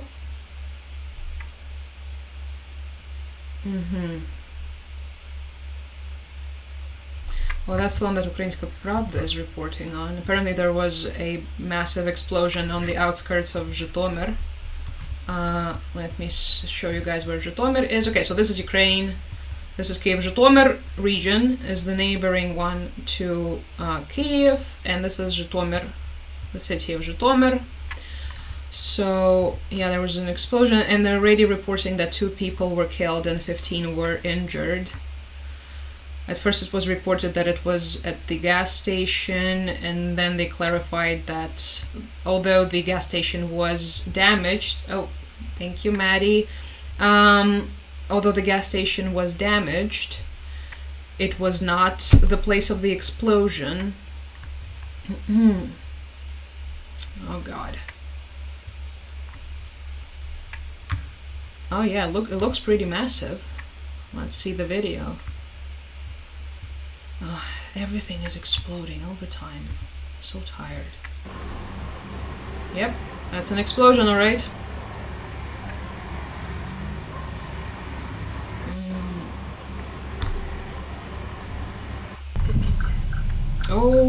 Oh, that's massive. Oh, that's... I don't think that's a gas station. I think they got something. Okay, well, if it's a military object, then of course they're not gonna say anything. But yeah, the smoke is pretty thick.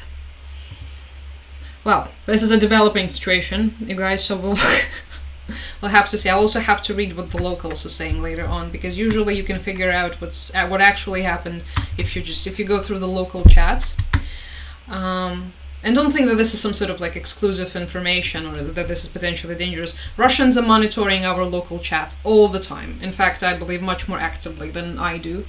So, okay, Carolyn says, yes, was notified on YouTube. So, yeah, okay, this is what I was saying. If you are on YouTube, which you should be, and you hit that bell, hit that bell, you will be getting notifications much more likely than on TikTok. So if you're interested in hearing from me again, you can do that. Any setback to Russia is a bonus. That's regarding Azerbaijan, right? Yeah, right. If it could free up some weapons, it would have been amazing. But again, knowing Aliyev, no, I wouldn't count on it, honestly. Thank you.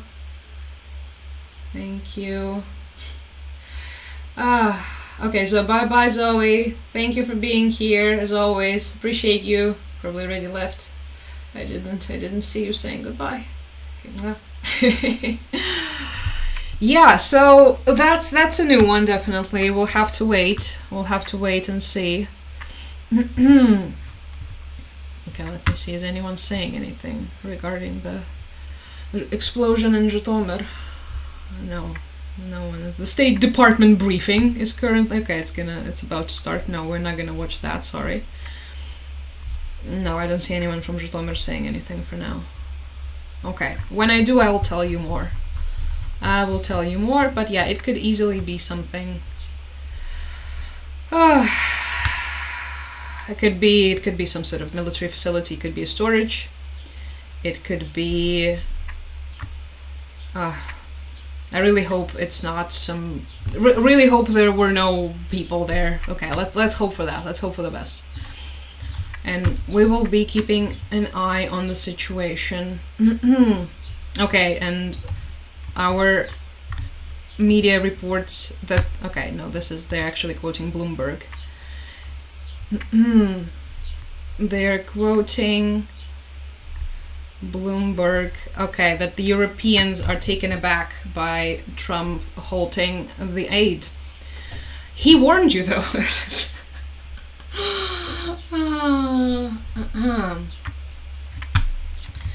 Okay, wait, let me see.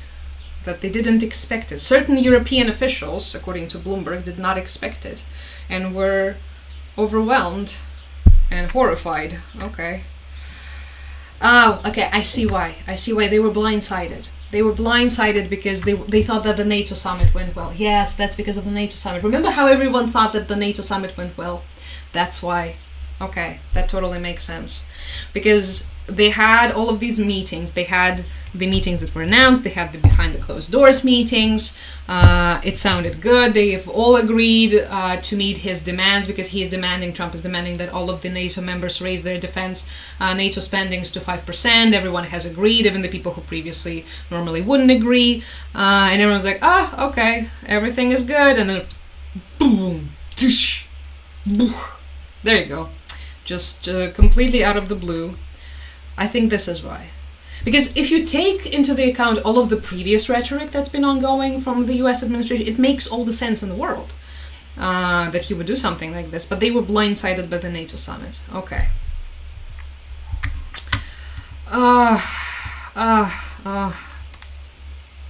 Well, you better adapt. You better adapt, Europe. What can I tell you? I don't think there's anything else left to do under the circumstances.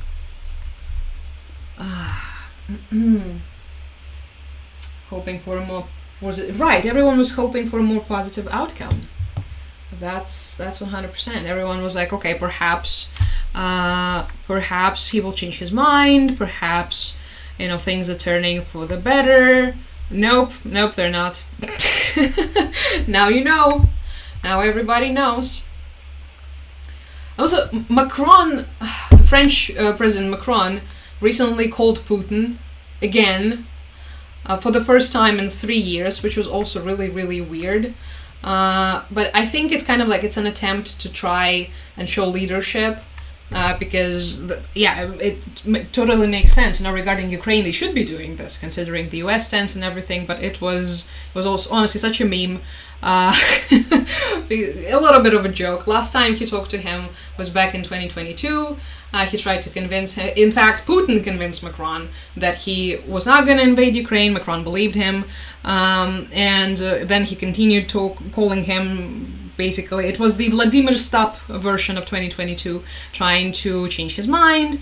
And then they went radio silent, and now Macron called him again and urged him to agree to the ceasefire in Ukraine, but obviously Putin is not going to do it. So yeah, that was kind of honestly useless from the looks of it, but it was definitely something that a lot of people discussed. Like, oh, look, Macron is calling Putin again.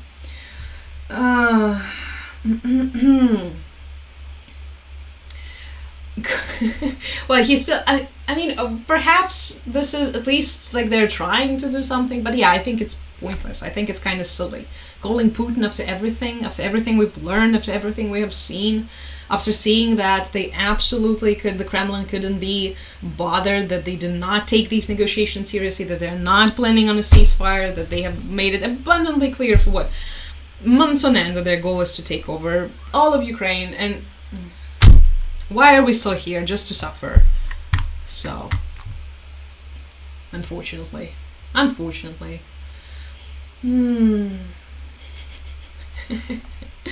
Okay, let me have some of my tea.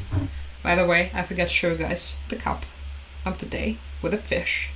I was going for a little sea motif. We have an octopus. We have an ocean bracelet. We have the seashell. Thank you, Daryl. The seashell earrings, and we have the fish cup. What do you think? Do you like the fish? Please tell me you like the fish. I'm very sensitive about my fish and about my cups. And we have once again a jug of green tea, and I'm gonna drink some. Oh, thank you, Matt. Under the sea. Under the sea.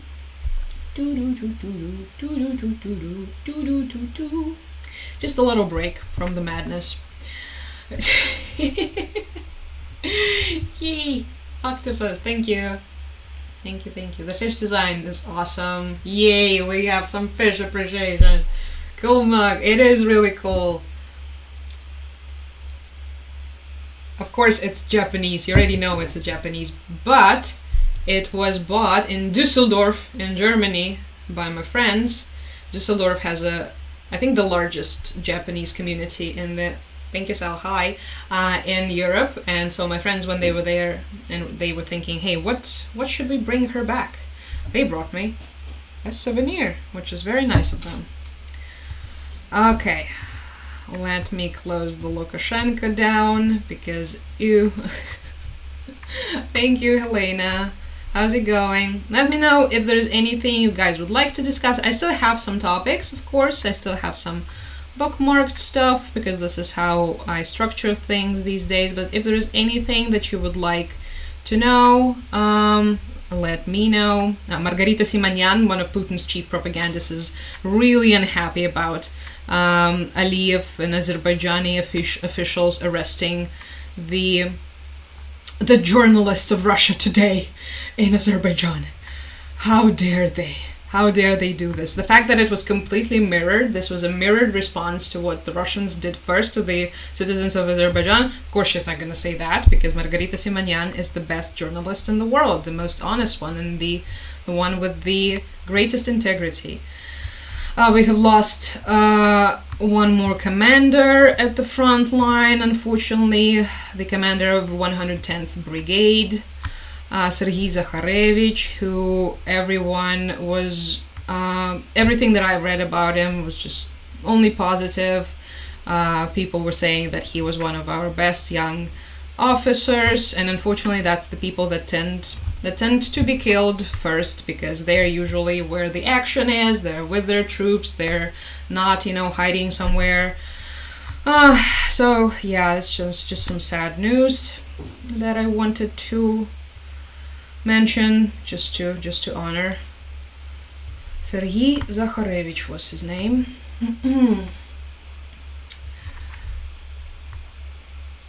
Okay, let me see what YouTube is saying. I was referring to the explosion for the more positive outcome. Maybe we're referring to some other explosion and I got confused. I'm sorry.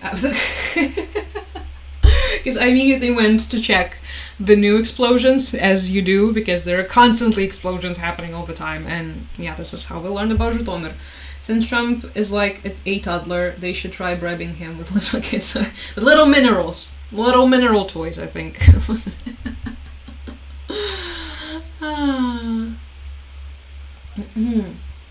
Love the fish, wearing a whale tail necklace myself. Okay, everybody liked the fish. I'm very glad that everybody liked the fish. Let me see what you guys have been asking, if you have been asking anything. What do you think the average Russian citizen thinks about the war? They're disassociating. They are trying to tune out. And in many instances successfully. There's been some interesting conversations regarding this. So, for instance, do you know how Russian media, Russian state media, it's all propaganda, right? Russian TV. So recently the propaganda ratings, so the regular shows, the disgusting propagandists number 1, 2, and 3, for instance, Simonyan, who we just discussed, or Solovyov. Look at him. Why wouldn't you want to look at this guy every single evening of every single day? They also have this woman named Olga Skabeyeva, who is also one of the most famous Russian propagandists. Look at her. Look how friendly. Look how amazing she is. So they run these propaganda shows, right? Where it's, West bad, Ukraine awful, we're winning, Putin is the best, like all of this. Their ratings have been dropping for a while, and that's because so many Russians are trying to tune out just anything regarding war, politics, just everything altogether. So they had to start injecting propaganda into the shows that previously wouldn't have propaganda at all.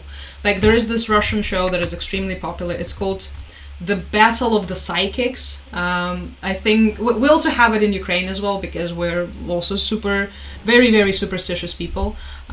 So it's, I think you can guess by the name. It's about the psychics and mediums who claim that they're psychics and mediums. There's no way to prove it. They're getting tested in their psychic abilities. So this is a screenshot from the Ukrainian version that I'm just showing you, and it's a competition of these mediums. Anyway, so the Russians had to start inserting war propaganda into these shows. So I don't remember what it was, but I think it was one of the mediums talking about the brave Russian soldiers who were falling, fighting for whatever it is that they're fighting. I don't remember the official explanation. So that was unexpected. Another show that is very popular on the Russian television is called Let's Get Married. Давай поженимся, it's called. It's a dating show. It's the hosts.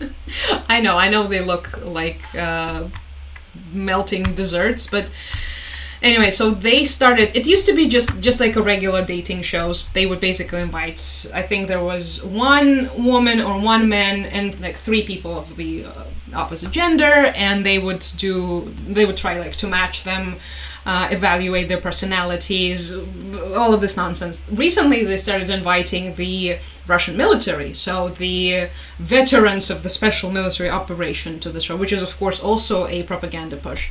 And so this just goes to show that these people, they're trying to tackle this apathy in the Russian society, and their attempts of trying to tune out everything that's happening. So I think this is the main mood, honestly, just from what I am understanding, from what I'm hearing. This is the host of the show. I haven't seen these faces in a while. So she's the host. She's like the Queen Bee. She's this very famous Soviet actress. And then she also used to have these 2 co-hosts. I don't remember if she still has them. The one on the left is a professional astrologist. And the one on the right is the professional matchmaker, who also had this very big public scandal after her fiance, I think he was beating her up, and this kind of sort of almost ruined her reputation as a professional matchmaker, because what do you mean you're a professional matchmaker and you cannot... Okay, but no, I think she's still there. Rosa Sebitova is her name. So yeah, that's just one of the examples from the top of my head.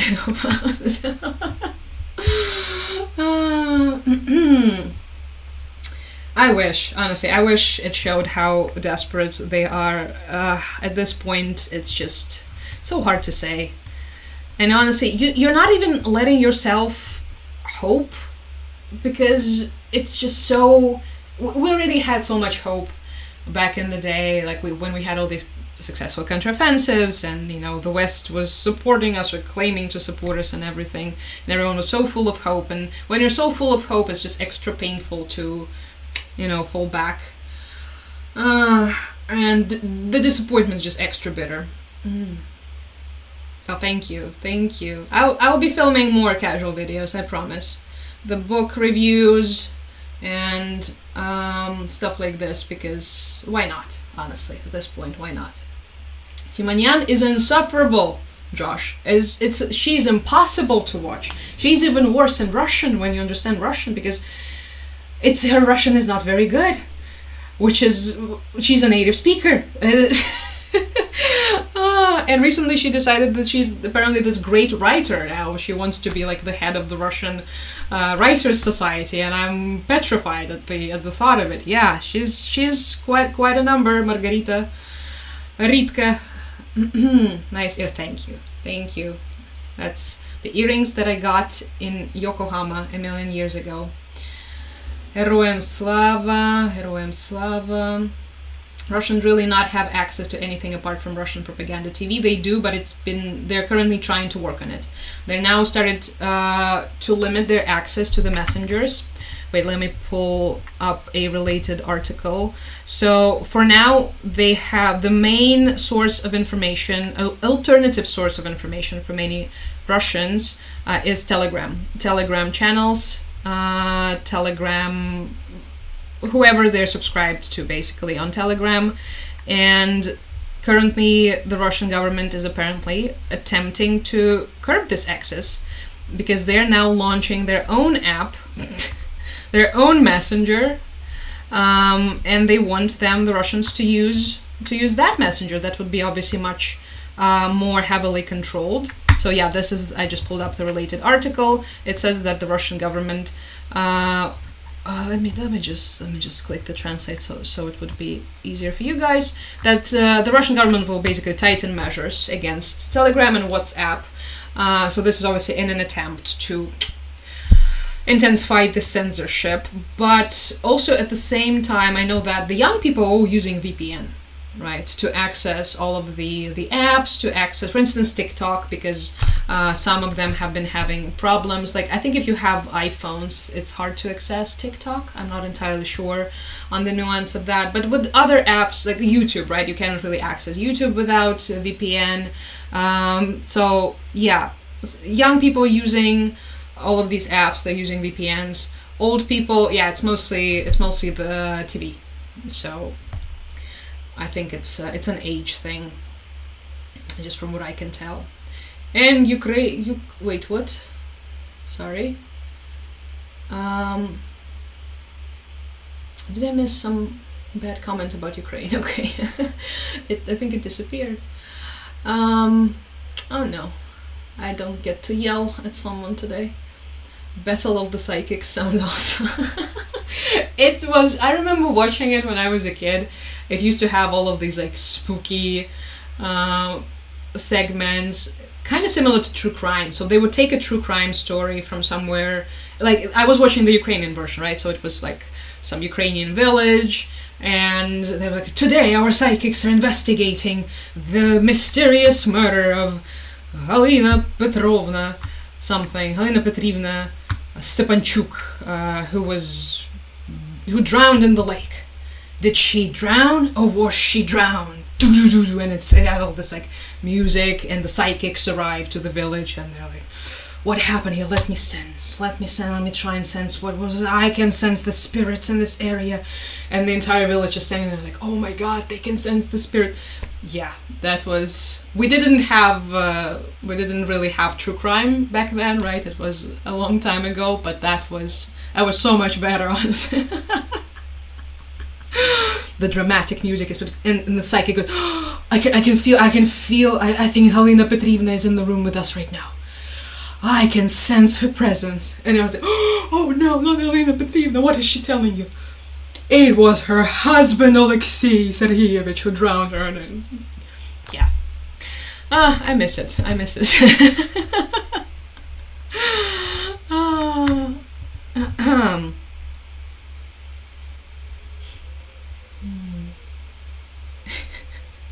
Hope for the best, expect the worst. Exactly. Always hoping for the best. Thank you, Nick. Thank you so much. Did you like my Battle of the Psychics impression?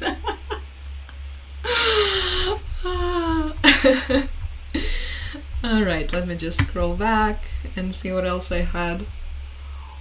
Oh yes, about the NATO spending, so I wanted to talk about that for a sec, just a moment. Who is terrible? Well, many people are. I would say the Kremlin. Trump, really, I don't think he's that great. Honestly, so many politicians these days. Ayatollah Khamenei, Netanyahu. What else is terrible? Bugs, but they're necessary. Unlike these people, we need bugs to survive, so...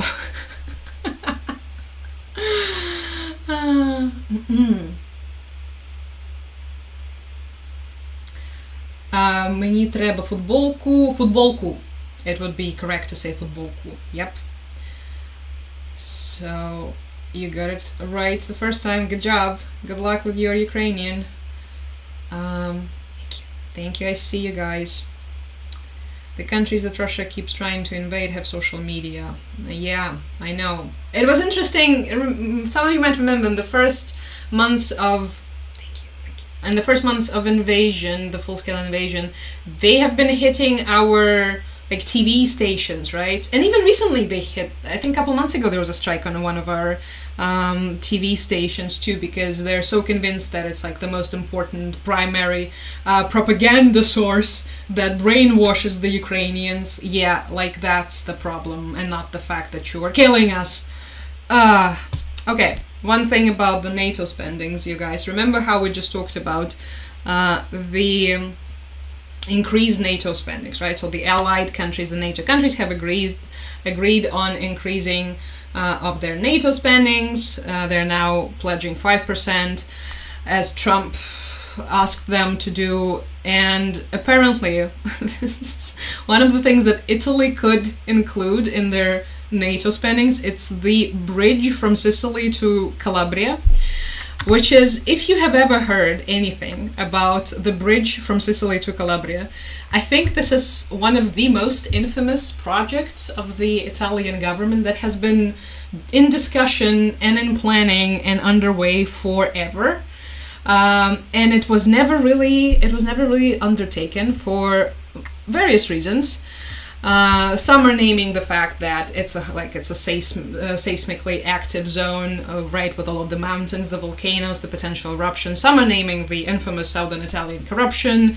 There are always some reasons, and now they have mentioned that apparently they could try and sort of squeeze the bridge in as a potential defense expenditure, because apparently NATO spending has this so it's called strategic infrastructure and telecommunications, and if you allocate your GDP to, if you allocate a part of the GDP to that, you can technically write it off as a NATO spending, but it's not really a NATO spending unless, I don't know, Sicily and Calabria are going to war with each other, which I really doubt they will. Wait, do we have them on our map? Yeah, to those of you who do not know, this is the region. Yeah, we've never looked at that region on the map before, have we? This is what we're talking about, right? It's a teeny tiny, very narrow, slightly dangerous strait between the island of Sicily and the region of Calabria. And yeah, the bridge has been a legend. It does not exist. You have to take a ferry. If you've ever been, I don't know if any of you have ever gone from Calabria to Sicily or the other way around, you have to take a ferry when you do, because the bridge has been such a cause for drama and everything. Yeah, but now it's a NATO spending. It's such an Italian thing to do. I mean, you have to appreciate the game. You have no other way but to. Thank you, Maple Bacon. Thank you. Alright, that one I have answered. Namazasho. Always glad to help you with your Ukrainian, if I can. They were supposed to be blocked from the internet. It's possible to do. Do we know what Trump did to ease up on Putin? If you mean do you mean the halting of the weapons or the lifting of some of the sanctions, or do we mean one of those? Because yeah, I think these two are currently the biggest issues that we're facing regarding the entire Trump and Putin internal communication situation. That would have to be a hell of a bridge, because the allowance of that use was for heavy ordnance. The Italians are gonna make it. They're gonna make it a hell of a bridge, or they won't, but they will sell it to you as a hell of a bridge. Honestly, there isn't gonna be a bridge. They'll just write it into the defense plan expenditure, and they will call it a day. And then if it doesn't work out, what you gonna do? Right, so it was just something that I thought was so funny. Such a Mediterranean approach to everything, because who needs to do? I mean, they're far away from Russia, so it's the same thing with Spain. Spain also doesn't want to spend more on the NATO stuff and the defense and everything, because why would they? Also, Spain is like a major Russian enclave in Europe. All right. Yeah, the sanctions, it's several banks. It's the former head of Kalmykia, who was connected to Bashar al-Assad, and a massive Russian military-industrial defense company that also had the sanctions lifted. So that's interesting how it's gonna, what it's gonna look like, how they're planning. They will get away with it. I was about to say, how are they planning on getting away with it? They will get away with it. No one will care. No one will probably even notice. The dogs are doing fine, thank you. We have 5 already, and they're all, different levels of everything. Different levels of crazy, different levels of just very different personalities. Let's put it this way. But yeah, they're all doing good, thank you. Chewy is still the beast. Mish is my angel. Zhuzha is the most recent addition. Kuzya and Bula are just doing their thing as they always do. All right. Okay, let me see what else we have to discuss. Okay, I think we've already discussed the majority of things that I had for the day. I honestly, the situation with Japan continues to be weird, with the potential deal with Japan. Because Rubio is visiting it soon. He's going to Asia, he's going to Japan, South Korea, and Malaysia, right? And the Japan one promises to be awkward because, they still haven't negotiated the trade deal. And the deadline is expiring, tick tock. Trump, of course, added some wood to the fire by saying that he may raise the tariffs on Japan from even from 24 to 30 or even 35. So that's still a mess. Oh, Christ. It's just not the way you treat your allies. Jesus. Okay, well. At this point, again, we're not really surprised.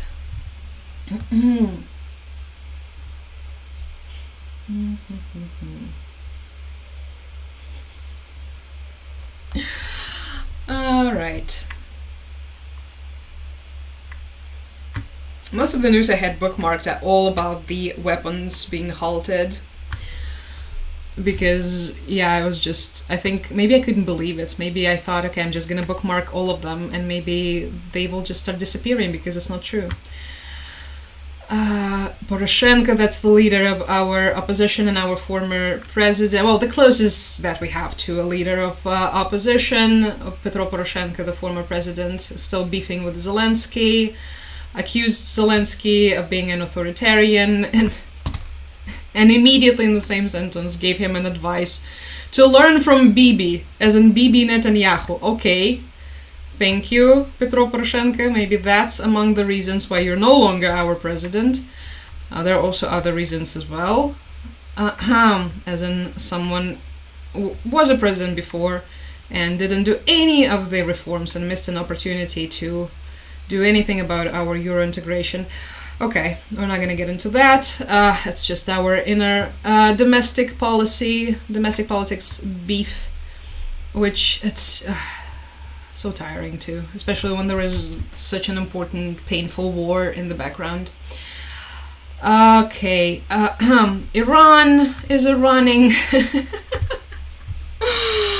Obviously, it has no intention of ending its nuclear program. Who could have thought? Who could have thought? And EU is urging Iran to restart the negotiations on ending.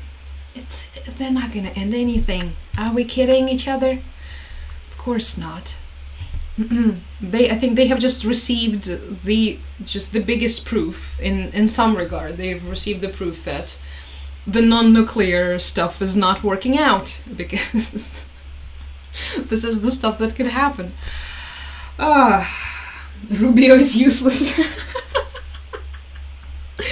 Yes, I'm afraid he might just be.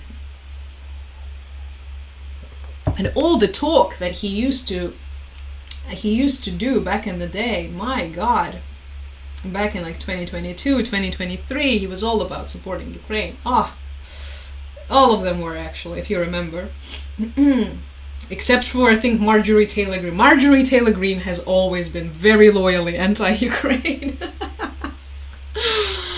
Alright, you guys, let me know if you have any more questions, because if not, I think I will be just calling it an evening. I'm just currently running through some of the topics that I had bookmarked, but I think we have discussed most of them. So yeah, just let me know. I'm gonna be, let's do 10 more minutes. I will open the map just in case. Wait, is it really everything? Well, Taiwan is interesting, but Taiwan, thankfully for now, it still seems to be not as dire. But then again, nothing will happen in Taiwan before the typhoon season is over. So I think the date that everyone points out as the potential, the timeline for the potential invasion of Taiwan, if she ends up going through with it, it's good. It should be sometime in October. That's probably, but hopefully it won't happen. But they are currently planning on simulating the Chinese invasion in this major drill, which is good. One of the things that they're preparing for is the blockade, right? Because Taiwan is an island. Do we have Taiwan on our map? Probably not. Do we? Let's see. Or does everything end with China? Okay, no, I don't think we have Taiwan on this particular map, but you guys know that Taiwan is an island, and one of the biggest threats that China, potential Chinese invasion represents for them, one of the things that China can do, they can just blockade them. They can just surround them and, yeah, basically wait them out. They've also recently closed down their last nuclear reactor, so they're now fully reliant on the imports of the electricity, which is perfect timing. 10 out of 10. Would recommend. But yeah, hopefully that's not gonna happen. Thank you, Brave and Crazy. That's a cool nickname. Okay, let me see what you guys are saying. If you are saying anything, let me know. Trump hates dealing with Canada too. Why? Who hates Canada? In the right state of mind. Experts are down because we're evil. Don't trust the Candyman.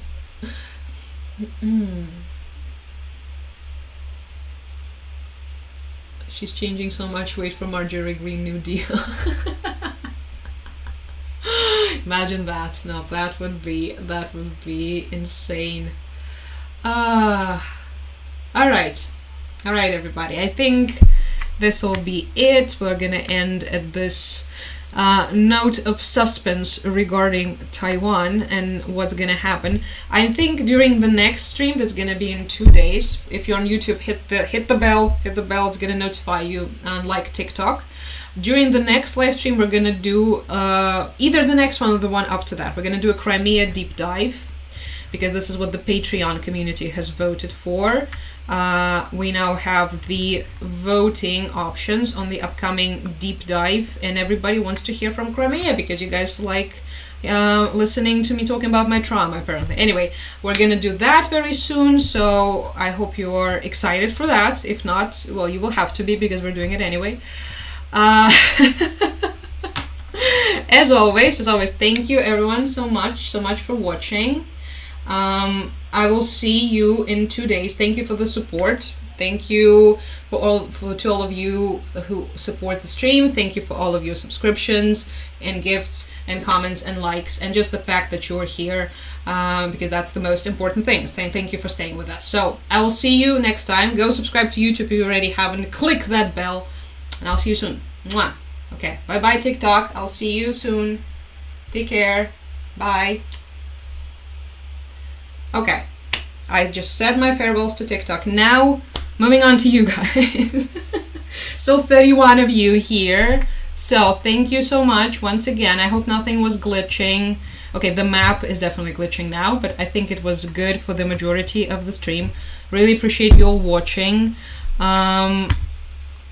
I hope it was interesting enough. Obviously, it takes me a while to make it more exciting and, learn how to navigate these things, but I'm doing my best.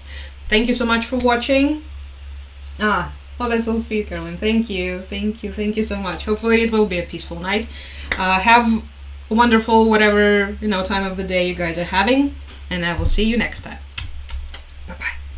Okay, let me go see. Okay. Bye.